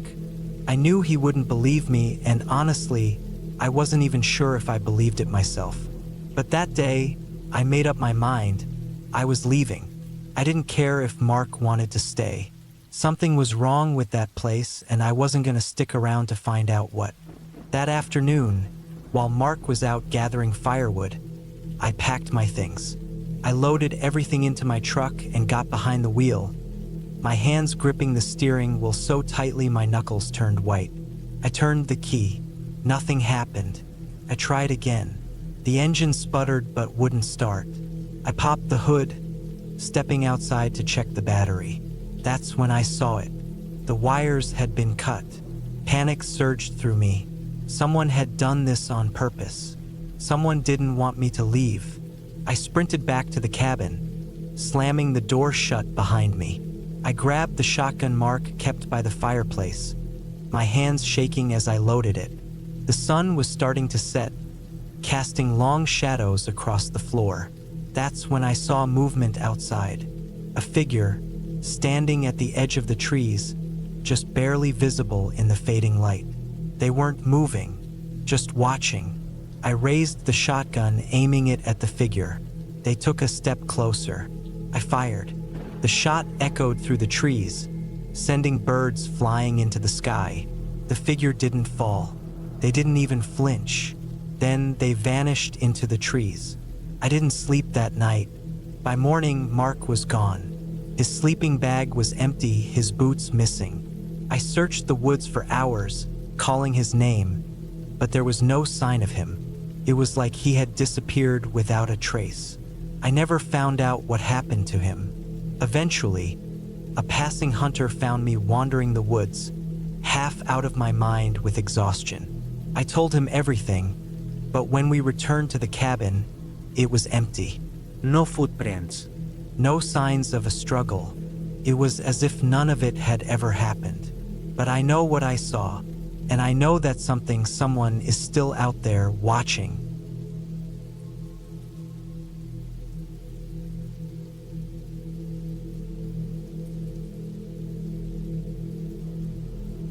never believed in things like skinwalkers.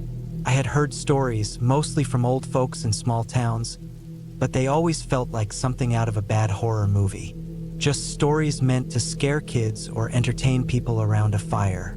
I figured if anything was lurking in the deep woods, it was just wolves, bears, or maybe some crazy person living off the grid.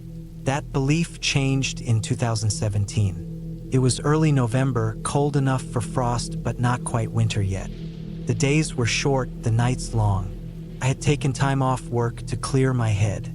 A friend of mine had a small hunting cabin in the mountains of Montana, miles away from anything. He told me I could use it anytime I wanted, so I did.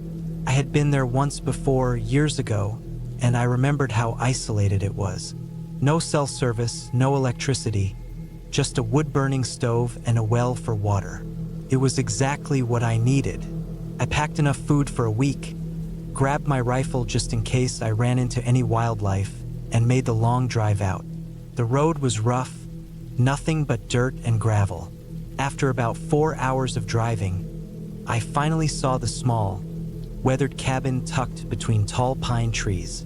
It looked exactly as I remembered: single room, wooden walls, a small porch with an old rocking chair. I parked, grabbed my gear, and stepped inside. The air was stale, cold. Dust had settled on the wooden floor, and the fireplace was filled with old ash. I spent the next hour cleaning, getting a fire going, and unpacking my supplies. That first night was uneventful. I sat outside for a while, listening to the wind move through the trees. It was peaceful in a way, the kind of quiet you don't get in the city. The second night is when things changed. I had spent the day hiking, exploring the area, making sure there weren't any signs of bears nearby. By the time I got back, the sun was setting and the temperature had dropped fast. I got the fire going, made a quick meal, and sat outside on the porch. That's when I heard something. At first, it was faint, just the sound of branches snapping deep in the woods. Probably an animal, I thought. But the more I listened, the more I realized it wasn't moving like an animal. It was slow, deliberate. Footsteps. I stood up, grabbing my rifle. The footsteps stopped. The woods went silent. I scanned the tree line, but there was nothing, just shadows stretching between the trunks. After a few minutes, I convinced myself it was just my mind playing tricks on me. I went inside, locked the door, and went to bed. That night, I woke up to the sound of something moving outside. It wasn't loud, but in the dead silence of the forest, it might as well have been a gunshot. Soft, slow footsteps circled the cabin. My heart pounded as I reached for my rifle. The fire had burned low, leaving the room in near darkness. I sat up, listening, waiting. Then, something tapped on the window. I froze. The window was small, high up on the wall. Whatever was outside had to be tall, too tall. The tapping came again. I didn't move. I didn't breathe. Then, in the dim light, I saw something shift past the window. A shadow, but not the shape of an animal. It was standing upright. I gripped my rifle tighter. The footsteps moved to the front door. I heard slow, shallow breathing just on the other side of the wood. Then something scratched the door. It wasn't frantic like an animal trying to get in. It was controlled, almost testing. I didn't sleep that night. I sat there, rifle in hand, waiting for the first light of dawn. When the sun finally rose, I opened the door. The ground was covered in frost, except for a set of footprints leading from the tree line to my porch. They weren't normal. They looked human, almost, but the toes were too long, the shape just slightly wrong. I wanted to believe they were just some strange trick of the frost. Maybe my eyes were playing tricks on me. I packed my things. I wanted to leave, but I told myself I was just being paranoid. I had my rifle and I was overreacting. I stayed. The third night was worse. I forced myself to sleep. I figured if something wanted to break in, it would have already. But sometime in the middle of the night, I woke up. The fire had gone out. The cabin was dark, and something was inside with me. I could hear it breathing low, ragged, not like an animal, not like a person, something in between. I didn't move. Then I heard it shift. Slow, deliberate footsteps on the wooden floor. Couldn't see it. The darkness was too thick. Then it spoke. It mimicked my own breathing. A slow, broken inhale, a matching exhale, almost like it was trying to learn how to be human. Then it stopped, and for the first time, I felt like it was staring right at me. The door was only a few feet away. My rifle was in my hands, but I knew that if I made a sound, it would move before I could react. So I waited. I don't know how long, maybe an hour, maybe more. Then, just as slowly as it came, it left. I heard the door creak open. The air outside was still, and then silence. When the sun finally rose, I left everything behind. My bag, my gear, even my rifle. I didn't care. I ran to my truck, started the engine, and drove. I didn't look back. Took me years to talk about what happened. Even now, I don't know what I saw. Maybe it was a person, maybe it was an animal, maybe it was something else. But one thing still haunts me. As I was driving away, I glanced at my rearview mirror, and I saw it, standing at the edge of the tree line, watching me. It was the same height as a person, the same shape, but the way it stood, the way its head tilted slightly, too unnatural. It wasn't human. And the worst part? It smiled. A wide, unnatural grin that stretched too far. And then, it turned and vanished into the woods. I never went back to that cabin. I never asked my friend about it. But sometimes, when I'm alone at night, I think about that smile, and I wonder if it ever really let me leave.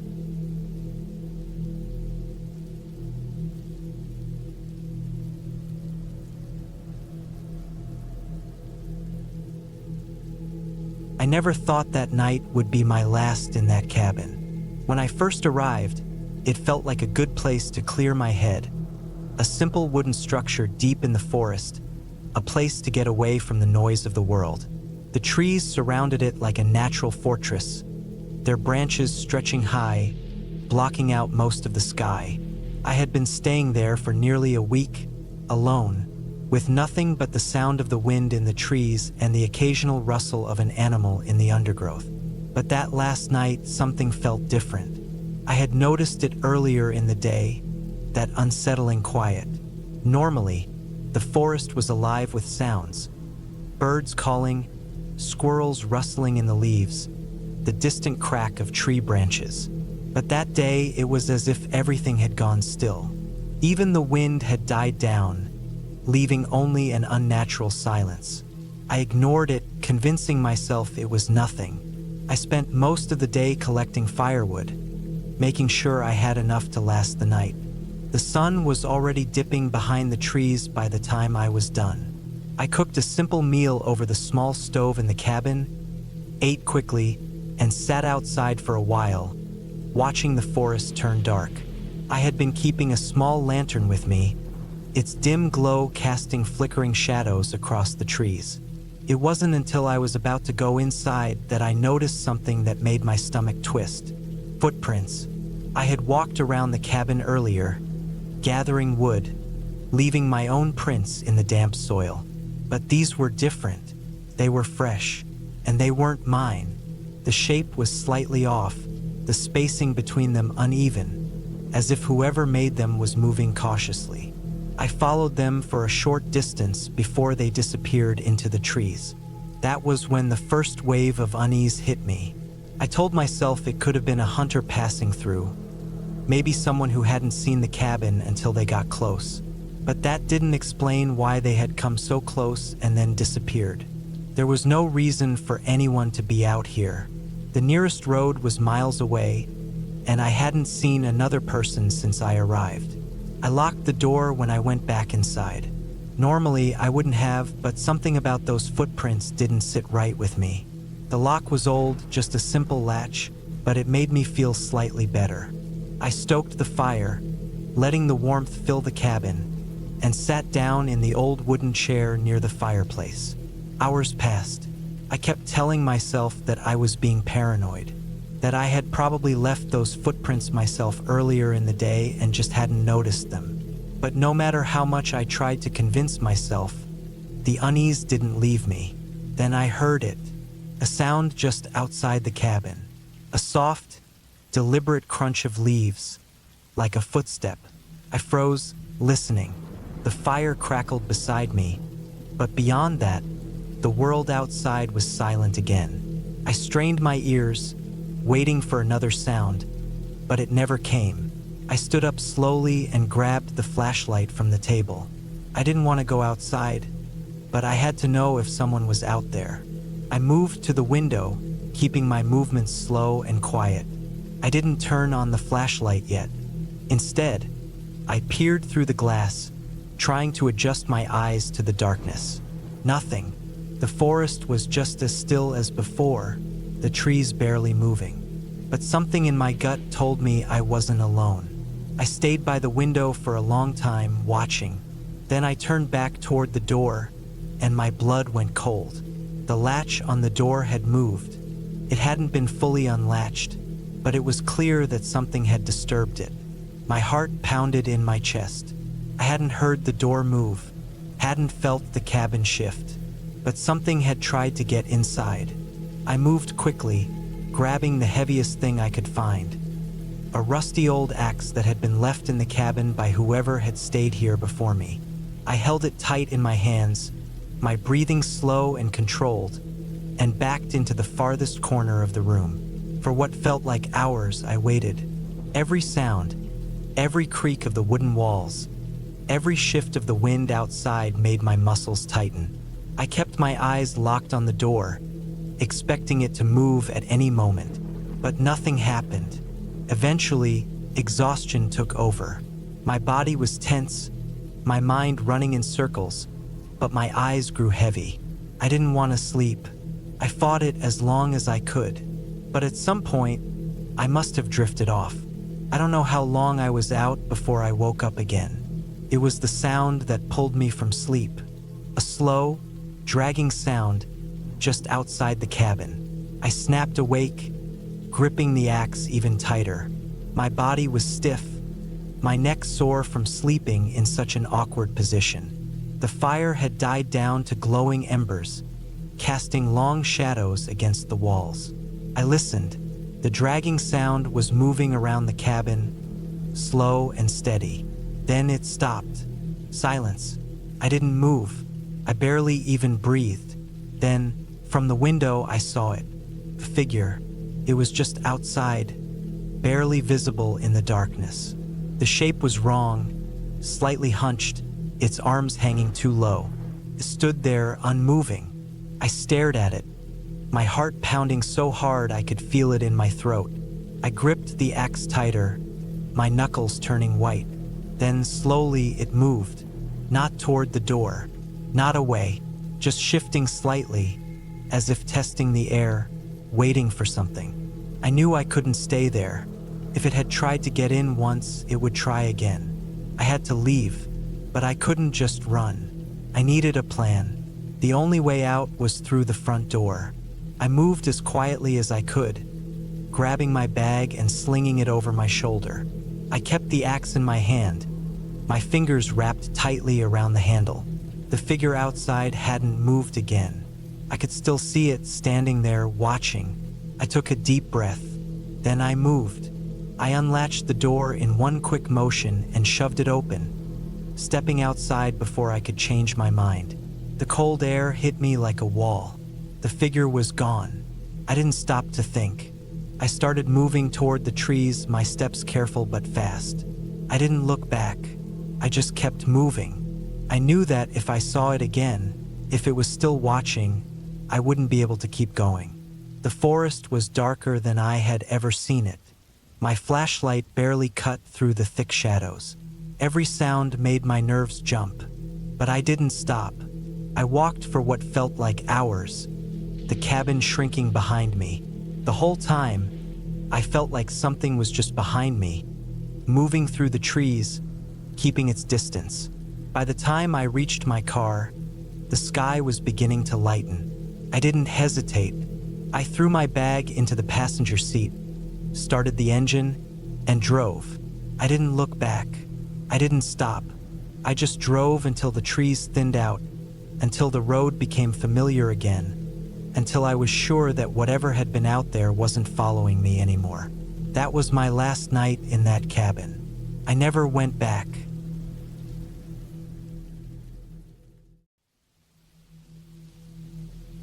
It was late October, and the rain had been coming down all day.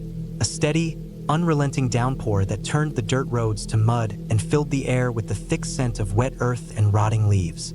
I had been driving for hours, my hands gripping the steering wheel, my headlights cutting through the dark, misty evening as I made my way deeper into the woods. The wipers worked hard against the rain, but it felt like they were barely making a difference.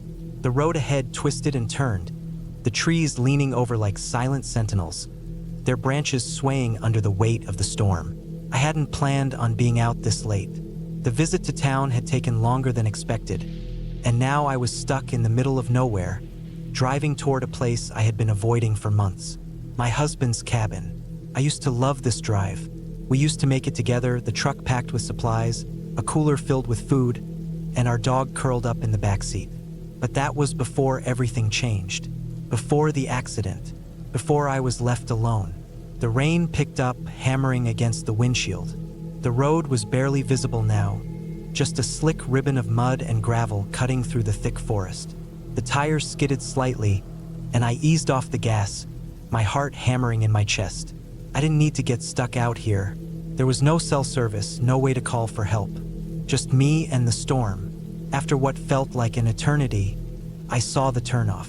The old wooden sign was barely visible in the dark, half covered in moss, the letters worn down by years of rain and wind. The driveway was just a narrow, overgrown path leading deeper into the trees. I took a deep breath and turned in, my tires crunching over wet leaves and twigs. The cabin was exactly as I had left it. The front porch sagged slightly, the windows dark, the wooden walls damp from the rain. It looked abandoned, forgotten. But it wasn't. It was still mine. Ours. I killed the engine and sat there for a moment, listening to the rain drumming against the roof. My breath fogged up the glass. I didn't want to go inside. I didn't want to face the memories that waited for me in there. But I had nowhere else to go. I grabbed my bag and stepped out, my boots sinking into the mud. The cold hit me instantly, the wind cutting through my jacket as I made my way up the porch steps. The key was still under the loose plank, just where we had always kept it. My fingers were numb as I fit it into the lock, twisting it until the door creaked open. Inside, it was dark and musty. The air was thick with the scent of damp wood and old ashes. I fumbled for the flashlight in my bag and clicked it on, the beam cutting through the shadows. Everything was exactly the same. The old armchair in the corner, the kitchen table covered in dust, the bookshelf lined with worn paperbacks. His jacket still hung on the hook by the door. I swallowed hard and forced myself to move. I needed to get a fire going. The woodpile by the fireplace was still stocked, though the logs were damp. I stacked them carefully, striking a match and holding it to the kindling. The flames hesitated, flickering weakly before finally catching. The glow of the fire made the cabin feel smaller, more intimate. The rain outside was relentless, pounding against the roof, the wind howling through the trees. I tried to shake the uneasy feeling creeping up my spine. It was just the storm, just the emptiness of the place. I made myself a cup of tea, my hands trembling slightly as I held it close to my chest. I hadn't eaten all day, but my stomach was tight with nerves. I sat on the old couch, staring into the fire, trying not to think about the last time we had been here together. Then I heard it, a noise outside. It was faint, barely audible over the rain. A rustling sound, like footsteps moving through the wet leaves. My pulse spiked. I set the mug down slowly, straining to hear. Another sound, closer this time, a soft thud, like someone stepping onto the porch. I felt a chill crawl up my spine. I wasn't supposed to be here alone. No one knew I had come. The wind howled again, rattling the windows. Maybe it was just a branch falling. Maybe the storm was playing tricks on me. But I couldn't shake the feeling that something was wrong. I stood slowly, my heart hammering against my ribs. The flashlight was still on the table. I grabbed it and moved toward the door, my footsteps silent against the wooden floor. I hesitated, then flicked the light on and shone it through the window. Nothing, just rain and darkness. The trees swayed violently, their branches whipping back and forth. The mud was slick and glistening under the beam of my flashlight. I exhaled shakily, trying to calm my nerves. I was being paranoid. The storm was loud. The night was unfamiliar without him here. That was all. I turned away from the window and froze. A single, wet footprint was on the floor just inside the door. My stomach twisted. I hadn't tracked in any mud. I had wiped my boots on the porch mat. I slowly turned back toward the door, my blood pounding in my ears. The lock. Had I locked it behind me? Couldn't remember. The fire crackled softly behind me, the rain a constant roar outside. The cabin felt smaller now, suffocating. I reached for the handle, hesitated, then threw the deadbolt into place. Something was out there, or someone. I backed away from the door, my hands clenched into fists. My mind raced. I had no weapon, no way to defend myself. The only phone was useless out here. Then, another sound. Not outside this time. Inside. I whipped around, the flashlight beam trembling as I swept it across the room. Nothing. The chair in the corner. The bookshelf. The open doorway leading to the bedroom. I was alone, wasn't I? I took a step forward, my breath coming in short, shallow gasps. Then I saw it. The bedroom door. It had been open when I came in. Now it was closed. A fresh set of muddy footprints led right to it. My vision blurred for a second as fear surged through me, sharp and blinding. I wasn't alone. I had never been alone. The rain pounded against the roof. The fire hissed and crackled. I could hear my own heartbeat, fast and ragged in my chest. I had two choices, run or fight. I took a deep breath and reached for the heaviest thing I could find, a rusted fireplace poker. My fingers wrapped around the cold metal as I took a step forward. The floor creaked. The door handle turned. For a moment, time froze. Then, in a blur of motion, the door burst open. I swung without thinking, the poker connecting with something solid. A grunt, a sharp intake of breath. Then footsteps. Fast, stumbling footsteps, retreating. I lunged forward, swinging again, but I hit only air. The back door slammed open, and I barely caught a glimpse of a dark figure disappearing into the rain. I stood there, gasping, shaking, my grip white-knuckled around the poker. The cabin was silent again. Just the fire, just the rain. But I knew the truth now. Someone had been here, watching, waiting. I locked every door, shoved furniture against them, and sat with my back to the wall, staring at the flames until the sun came up. I never saw their face, never found out who they were or what they wanted, but I never went back to that cabin again.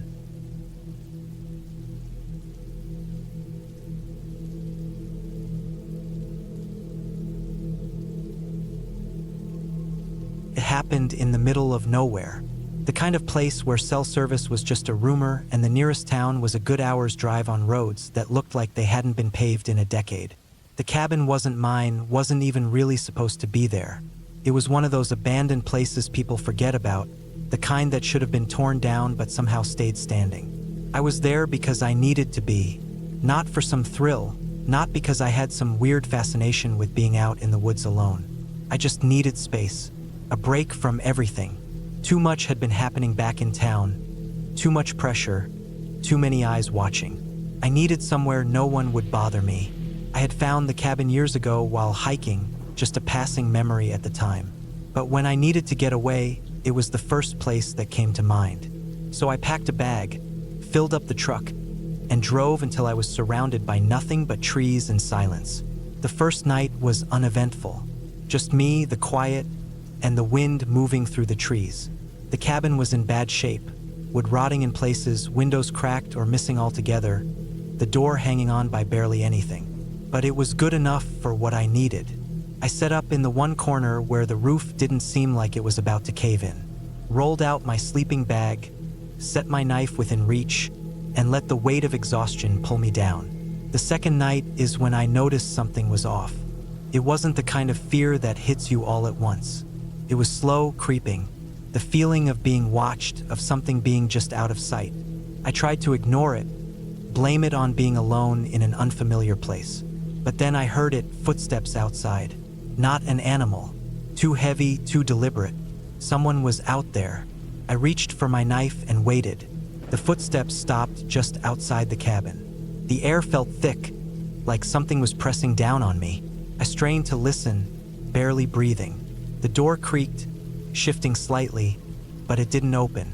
Whoever was out there wasn't in a hurry. They wanted me to know they were there. Minutes passed. Then the footsteps moved away, slow and steady, disappearing into the woods. I stayed awake the rest of the night, gripping the knife so hard my hand ached. Morning came, but the unease didn't fade. I stepped outside, scanning the tree line. Nothing. No tracks, no sign that anyone had been there. But I knew what I heard. I thought about leaving, packing up and getting out before whatever this was turned into something worse. But I had come out here to escape, and the idea of going back to everything I was trying to avoid didn't sit right with me. I convinced myself it was nothing. Maybe just some hunter passing through, maybe my own paranoia getting the best of me. But by nightfall, I wasn't so sure. The air felt different, heavier, like the whole forest was waiting for something. I kept the knife closer this time, my body tense, my ears straining for any sound. And then it came again. The footsteps, slow, deliberate, closer this time. I stayed completely still, barely daring to breathe. The door creaked again, a little more this time, as if someone was testing it. My pulse pounded in my ears. Then silence, the kind of silence that's worse than noise, because it meant whoever was out there wasn't leaving this time. I gripped the knife tighter, my mind racing. If they came in, I'd have no choice. Then, suddenly, the door slammed open. A flashlight blinded me, and before I could move, a heavy boot landed on my chest, pinning me down. A knee pressed into my ribs, and cold metal touched my throat. A voice finally spoke, rough and steady. "Don't move." I didn't. The flashlight moved away just enough for me to see his face. A cop, older, maybe mid-40s, clean-shaven, uniform wrinkled but intact. No badge number visible. He didn't look surprised to see me. He looked like he had expected it, like he had been waiting. For a long moment, he just stared at me, like he was deciding something. Then he stepped back, letting me breathe. "Get up," he said. I did, keeping my knife low but ready. The cop glanced around the cabin, taking in the state of it, then looked back at me. His expression didn't change. "You alone?" I nodded.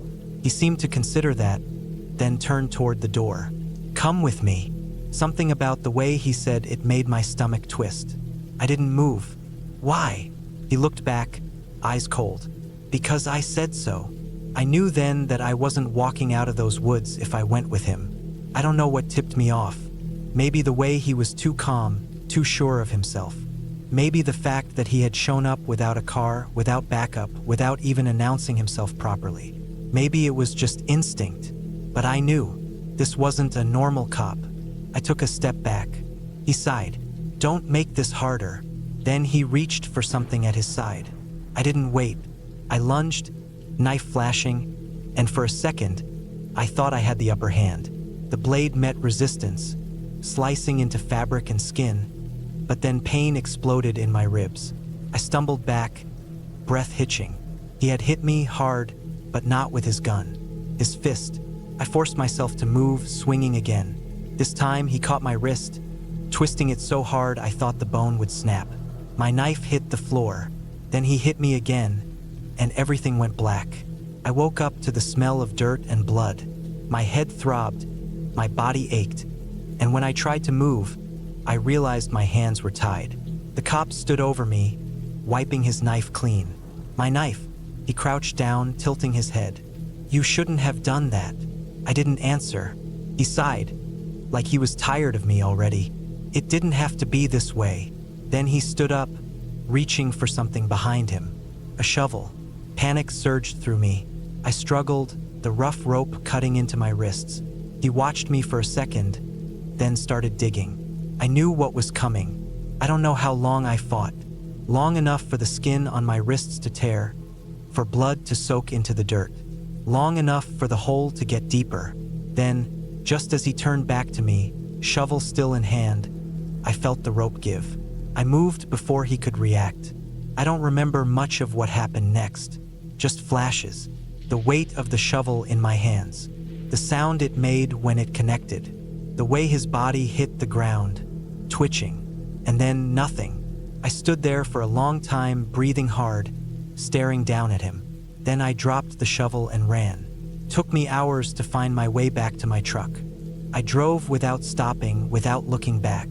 By the time I reached town, my hands were still shaking. I never reported it, never told anyone what happened, because I knew no one would believe me, and because I knew, somewhere out there, someone else like him was still waiting.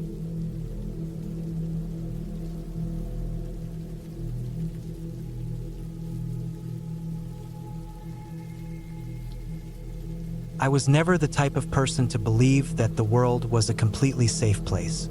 I knew bad things happened to good people, that some places were better left alone, and that no matter how careful you were, danger could find you. But I never expected to find myself at the center of something truly terrifying. It started with a simple trip, a getaway to a rented cabin deep in the woods of Montana. I was 34 at the time, working a construction job in Billings. Life had been a constant cycle of early mornings, long hours, and exhaustion. The idea of spending a week alone in a cabin sounded perfect. No noise, no stress, just the peace and quiet of nature. The cabin belonged to an old friend, Rick, who had inherited it from his uncle.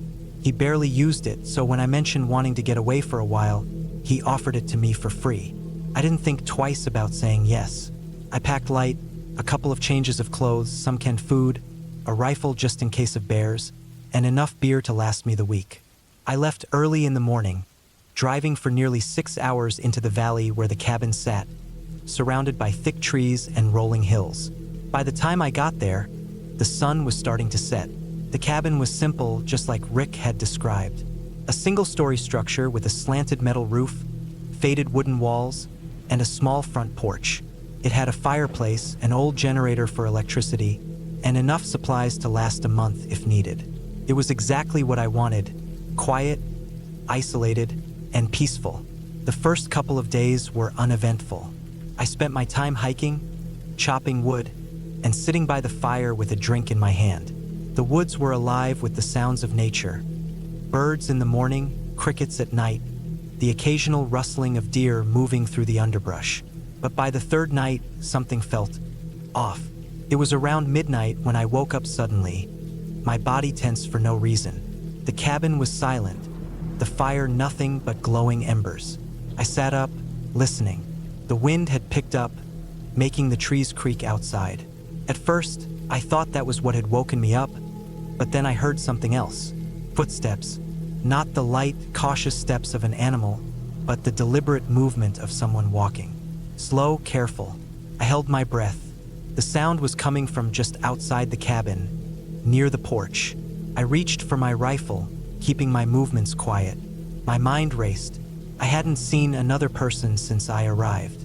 There were no trails leading to the cabin, no reason for anyone to be out here. I stayed still, listening. The footsteps stopped. I waited, every muscle in my body tight. Then, after what felt like an eternity, I heard them again. This time moving away from the cabin, disappearing into the woods. I didn't sleep after that. I kept the rifle close, my ears trained on every little sound. I told myself it was nothing. Maybe a hiker who had gotten lost, maybe an animal that just sounded human.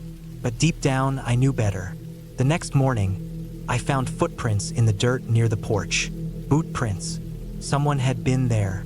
I scanned the trees, looking for any sign of movement, but the forest was still. My gut told me to pack up and leave, but a part of me didn't want to. I had come out here to be alone, to get away from the stress of life. The last thing I wanted was to cut my trip short because of something that could have been harmless. So I stayed. That night, I locked the door, shut the curtains, and kept my rifle within arm's reach. The fire crackled softly, the only light in the dark cabin. I forced myself to relax, convincing myself that whoever had been out there was long gone. Then, around 2 a.m., I heard it again. The same slow, deliberate footsteps. I gripped my rifle, my heart hammering in my chest. The footsteps stopped right outside the door. Silence. I held my breath, waiting. Then the doorknob turned. It didn't rattle, didn't jerk violently, just a slow, careful turn, like someone testing it. I pointed the rifle at the door, my finger on the trigger. If it opened, I would fire. No hesitation. But it didn't open. After a long moment, the knob turned back, and the footsteps moved away again, disappearing into the woods. I didn't sleep. At sunrise, I checked outside. The footprints were fresh, circling the cabin. Whoever it was had been watching me. That was it. I wasn't staying another night. I packed my things fast, throwing everything into my truck. The whole time, I felt like I was being watched. The trees seemed darker, the air heavier. When I turned the key, the engine sputtered but didn't start. My blood went cold. I tried again. Nothing. I popped the hood and checked the engine, but I wasn't a mechanic. The truck had been fine when I drove in. There was no reason for it to suddenly stop working, unless someone had done something to it. A feeling of pure dread washed over me. I was stranded. I grabbed my rifle and took off on foot. The nearest town was over 20 miles away, but I wasn't staying here another second. I moved fast, my heart pounding. The woods felt different, wrong. Every little sound made my skin crawl. I kept checking behind me, half expecting to see someone following. An hour passed, then two. Then I saw the cabin. I stopped dead in my tracks.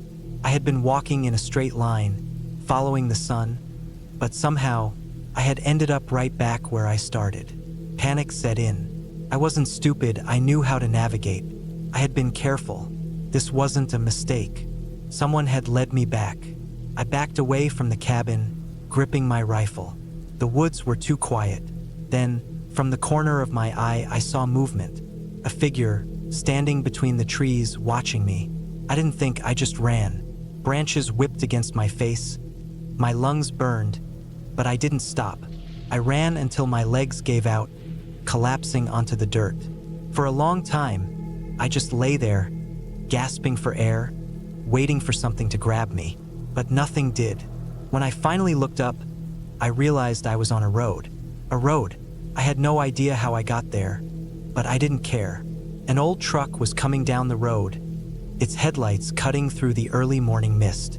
I stumbled toward it, waving my arms. The driver, an old man, pulled over. He didn't ask any questions, just took one look at me and told me to get in. I didn't look back. I never went back for my truck. Never told Rick what happened. Some places aren't meant to be visited, and some people, whoever they are, don't want you to leave.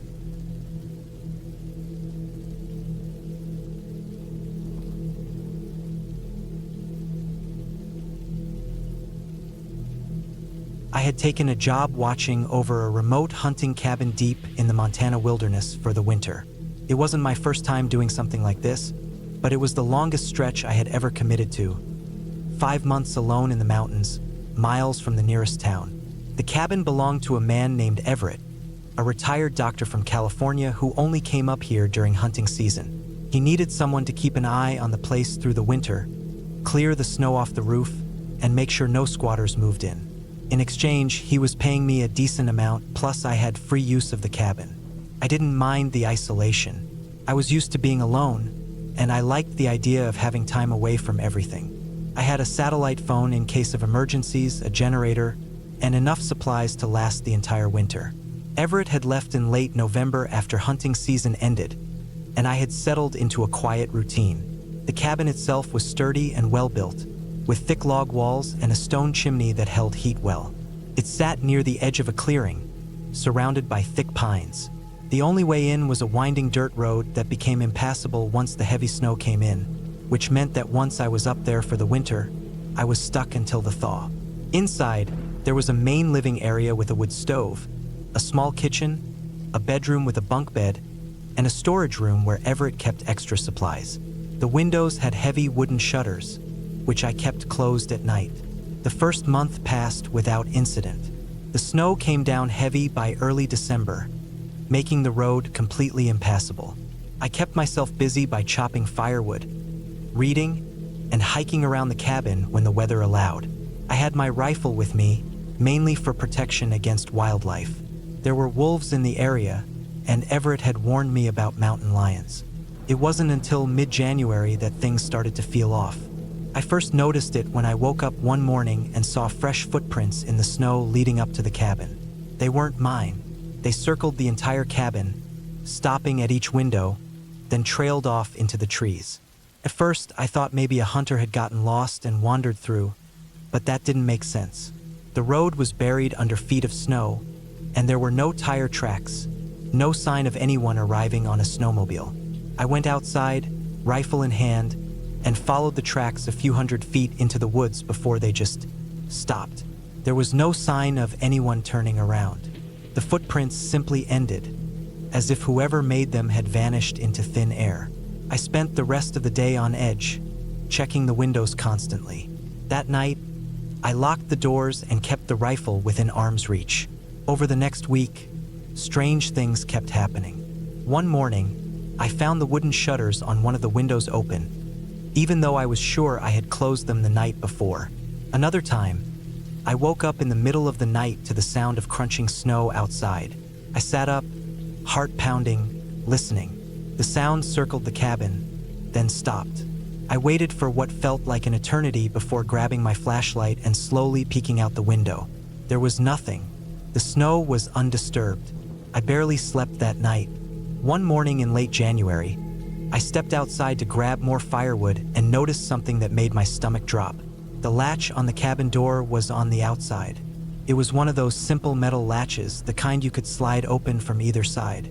But I always latched it from the inside before bed. That morning, it was latched from the outside. Someone had locked me in. The realization sent a cold shiver through me.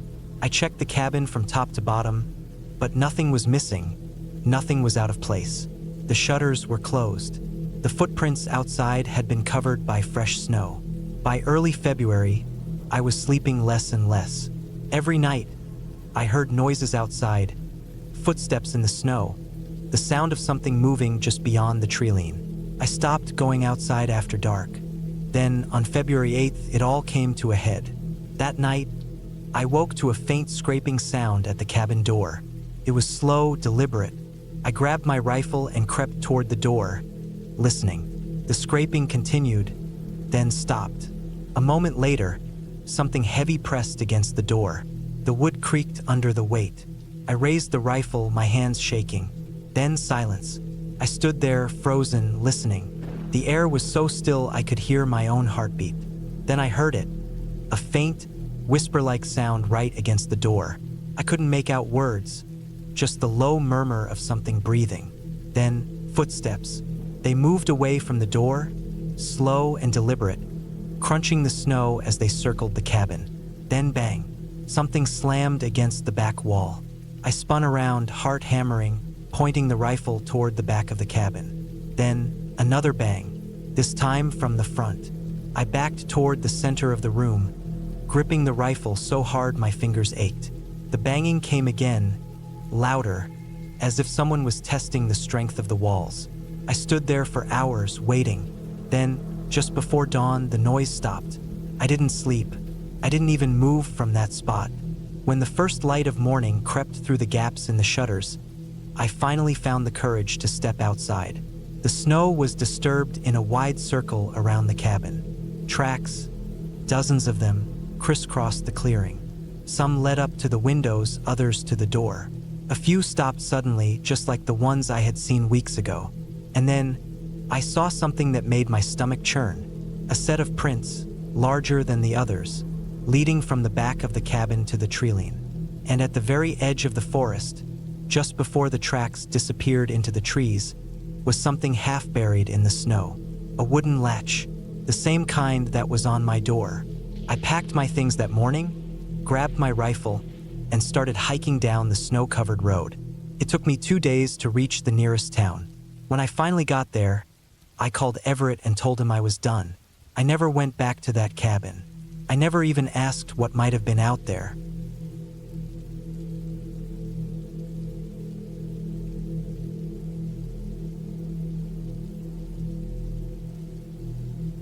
I wasn't supposed to be there that long. It was a work trip, just a simple job. My boss needed someone to check on a property he was thinking of buying. Some old hunting cabin deep in the French countryside. A place he figured he could renovate and flip for a good profit. He was too busy to go himself, and I was the only one on the team who spoke enough French to get by. I landed in Paris on a cold, wet morning, rented a car, and drove south for hours. The landscape changed from the sprawling city to rolling green fields, then to thick, dark forests. My GPS lost service by the time I got close to the cabin, and I had to rely on a printed map my boss gave me. The roads turned into dirt paths, then narrowed even further, winding through dense trees. By the time I reached the cabin, it was late afternoon. The sky was gray, the air damp. The place looked worse than I expected. The logs were weathered and dark, the roof sagging in places. The front door was slightly warped, and the windows were so dirty that I couldn't see inside. I parked my car near the tree line, grabbed my bag, and stepped out. The silence hit me immediately. No cars, no voices, not even the sound of birds. Just the wind rustling through the trees. The key was in a small lockbox near the door. My boss had gotten it from the previous owner, an old man who no longer had the energy to maintain the place. He had given up on selling it years ago, but agreed to let my boss have a look. I stepped inside. The air was thick with dust and old wood. A single room with a stone fireplace, a small kitchen, and a narrow staircase leading to a loft. The furniture was sparse. Just a table, a few chairs, and a sagging couch near the fireplace. The whole place smelled damp, like it hadn't been lived in for years. I walked through the cabin, checking for any obvious issues. The roof needed work. The walls had signs of water damage. The floor creaked under my weight. Upstairs, the loft held a single bed with a thin mattress and a wooden dresser against the wall. The window up there gave a view of the dense forest stretching for miles. I decided to stay the night. It was a long drive back to town, and I was tired. Besides, I wanted to get a real sense of the place before reporting back to my boss. I set up my sleeping bag on the couch and lit the fireplace. The warmth helped, but the silence still felt unnatural. I stepped outside to get some fresh air. The woods were thick, the trees tall and pressed close together. The undergrowth was dense, and the ground was soft from recent rain. My footprints sunk slightly into the mud. As I stood there, I had the sudden, uncomfortable feeling that I wasn't alone. I turned quickly, scanning the trees. Nothing, just darkness between the trunks. The wind had picked up, making the branches sway. I went back inside, locking the door behind me. I told myself it was just the unfamiliarity of the place messing with me. I wasn't used to this kind of isolation. I checked my phone. No signal, not even a single bar. The fire crackled as I sat on the couch, going over my notes. I tried to ignore the uneasy feeling in my stomach. A soft sound came from outside. I froze. It was faint but distinct. Footsteps on wet leaves. I turned off my flashlight and sat completely still, listening. The sound came again. Slow, deliberate steps just beyond the cabin walls. I reached for my bag and pulled out the small knife I always carried. Not much, but better than nothing. The footsteps stopped. The silence stretched on, thick and heavy. I waited, my heart pounding. Minutes passed, maybe longer. Finally, I convinced myself that I had imagined it. Maybe an animal had wandered close. I forced myself to relax and eventually drifted into a restless sleep. I woke up suddenly. The fire had burned low, casting long shadows across the room. And the door was open. Not wide open, but just enough that a sliver of darkness crept inside. I knew I had locked it. I sat up slowly, my breath coming in short, sharp bursts. I listened. Nothing. The woods outside were still. I grabbed my flashlight and shined it toward the door. The beam cut through the darkness, revealing the trees beyond. Something moved, a shape just at the edge of the light, tall, motionless, watching. I jerked the flashlight upward, but it was gone. I slammed the door shut and locked it again. I barely slept after that. Every small creak of the cabin made my skin crawl. By morning, I was ready to leave. I packed my things quickly and stepped outside. The air was cold, the sky heavy with clouds. I checked around the cabin. That's when I saw them. Footprints, leading from the treeline to the cabin, stopping just outside the door. No tracks leading away. Whoever or whatever had been there never walked back into the woods. I didn't bother investigating further. I got in my car and drove away, gripping the wheel tight. I didn't stop until I reached the nearest town. I called my boss from a cafe, told him the place was a lost cause. The repairs would be too expensive, the location too remote. He didn't argue. I didn't mention what had happened. A week later, he called to tell me the old owner had passed away. The cabin was abandoned now. No one was going to buy it. No one was going to live there again. And that was for the best.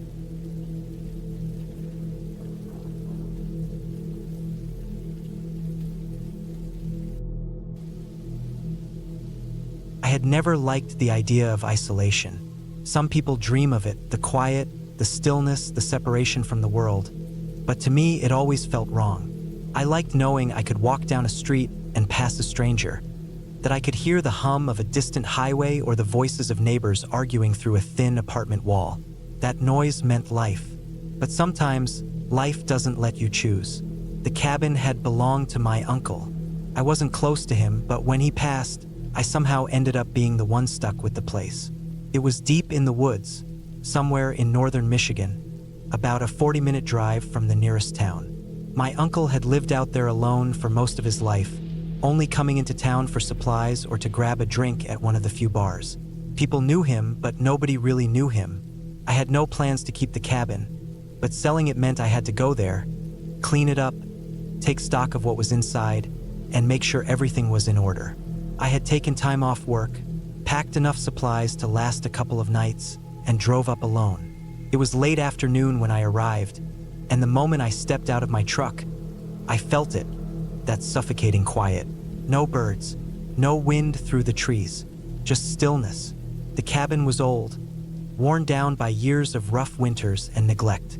The roof sagged in places, and the wooden porch creaked under my boots. The front door was unlocked, which didn't surprise me. I doubted my uncle ever bothered locking it, given how far out he lived. Inside, it smelled of dust, old wood, and something faintly metallic. The furniture was sparse. A small kitchen table, a single couch, an armchair, and a bed in the corner. There were no signs of any personal life. No pictures, no books, just a hunting rifle mounted on the wall and a few basic supplies. The first night was quiet. I had brought my own blankets, not wanting to sleep on whatever had been left on the old bed. I had a flashlight, but I mostly relied on the old oil lamps that still had fuel in them. The light flickered against the walls, making the shadows shift. I ate a quick meal from a can, locked the door out of habit, and laid down. Sleep didn't come easy. I kept waking up to small noises, not loud ones, just the kind of sounds you think you hear but aren't sure about. The creak of a floorboard, a rustle outside, a faint tap against the wall. I told myself it was just the woods settling, just animals, just my own paranoia. By morning, nothing had happened. No signs of anything strange. I felt a little foolish for how uneasy I had been, but I shook it off and got to work. I spent most of the day clearing out old junk. My uncle hadn't left much behind, but there were a few things I had to sort through. Rusty tools, a few old hunting knives, a couple of boxes of clothes that smelled like mildew. In one of the drawers, I found a notebook. It was small, leather-bound, with my uncle's name scratched into the cover. The first few pages were normal, just notes about hunting, repairs he needed to make to the cabin, little reminders to himself. But as I flipped further, the entries became different. Asterisk saw him again today, watching from the trees. Thought I lost him last winter, but he's still out there. Asterisk. Asterisk, he gets closer at night. Heard him at the door. Won't open it. Won't let him in. Asterisk. Asterisk, tracks in the snow. Bare feet. Not human. Asterisk. I shut the notebook and set it aside. I wasn't in the mood for weird ramblings. That night, the noises were louder. Something moved outside. I could hear the crunch of leaves, the snap of a twig. I held my breath, listening, waiting. Then 3 slow, deliberate knocks on the door. I didn't move. The knocks came again. I reached for the rifle on the wall, but my hands were shaking. I had no idea if it was even loaded, and I wasn't going to fumble around in the dark to find out. I stayed frozen, gripping the gun, staring at the door. The knocking stopped. Minutes passed, maybe hours. I didn't sleep.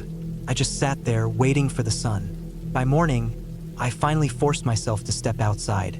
The ground was damp from the night air, but something caught my eye near the porch. Bare footprints, too large to be human, too long. I packed my things. I didn't bother cleaning up, didn't try to take anything else with me. I just grabbed my bag, locked the cabin, and got into my truck. The whole drive back to town, I kept checking the rearview mirror. I never went back. A few weeks later, I put the cabin up for sale. No one was interested. Eventually, I just gave up and let it rot. But sometimes, at night, I think about those footprints, and I wonder if my uncle was ever really alone out there.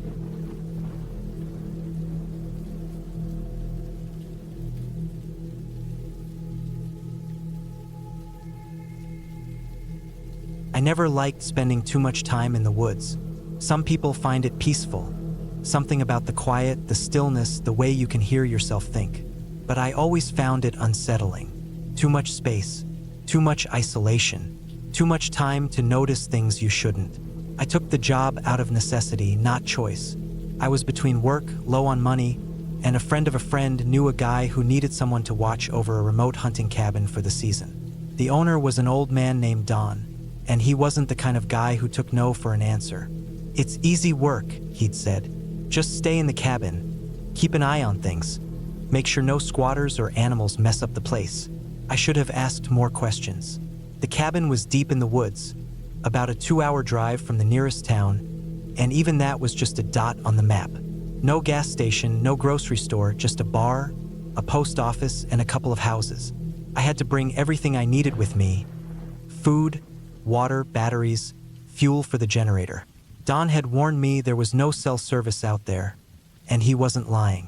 Once I passed the last paved road and hit the dirt trail leading to the cabin, my phone might as well have been a brick. The first few days were uneventful. The cabin was old but sturdy, one of those single-room setups with a small wood stove, a bunk, and a kitchen area.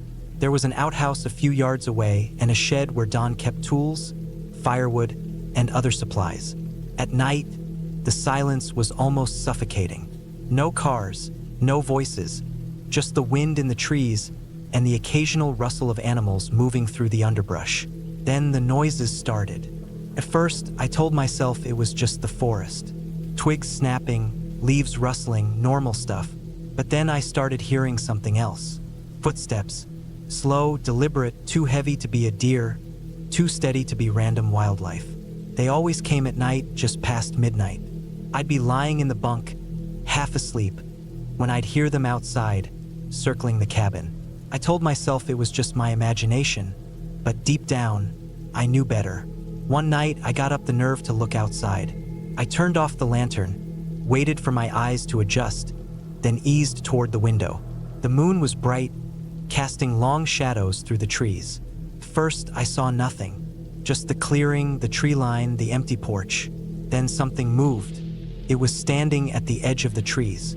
At first glance, it looked like a man, tall and thin, but there was something off. The way it stood, too rigid, too still. I squinted, trying to get a better look, and then it took a step forward. I should have closed the curtain. I should have backed away. But I was frozen, my heart hammering against my ribs. Its limbs were too long. Its arms hung past its knees. The way it moved wasn't right. Jerky, unnatural, like it wasn't used to walking on 2 legs. I didn't sleep that night. The next morning, I found tracks in the dirt outside, bare footprints, too big for a normal person, and the toes were long, almost claw-like. They led from the tree line to the porch, then back again, like something had been pacing back and forth, watching. I wanted to leave. I should have left, but I told myself I was being paranoid. I was out in the woods, alone, my mind playing tricks on me. Maybe it was just some drifter, some guy passing through. Weird, sure, but not impossible. Then I saw it again. A few nights later, I was chopping wood near the shed when I felt it. The prickling sensation of being watched. I turned slowly, scanning the trees, and there it was, closer this time. It was standing just beyond the clearing, half hidden behind a tree. I didn't move, neither did it. I could see more of it now, and the sight made my stomach twist. The skin was pale, stretched too tight over its bones. The head was wrong, too narrow, the mouth too wide. Then it did something that made my blood run cold. It smiled. Not a natural smile. Not a human smile. Too many teeth. Too sharp.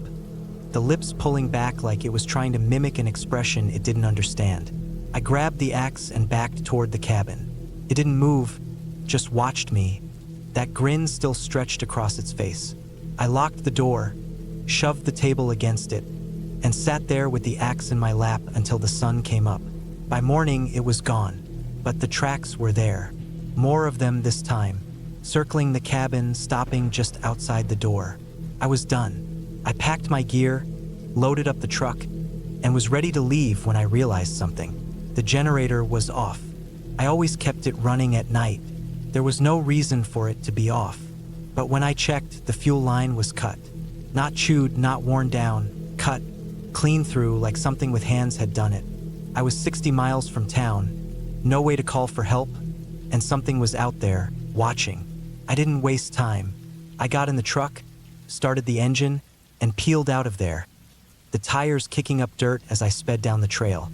I kept expecting to see it in the rearview mirror, running after me, that awful grin on its face. But I didn't. I didn't stop driving until I hit the main road. I didn't stop in town. I didn't stop until I was hours away, sitting in a gas station parking lot, hands shaking on the wheel. I never went back. Don called me a few days later, angry as hell.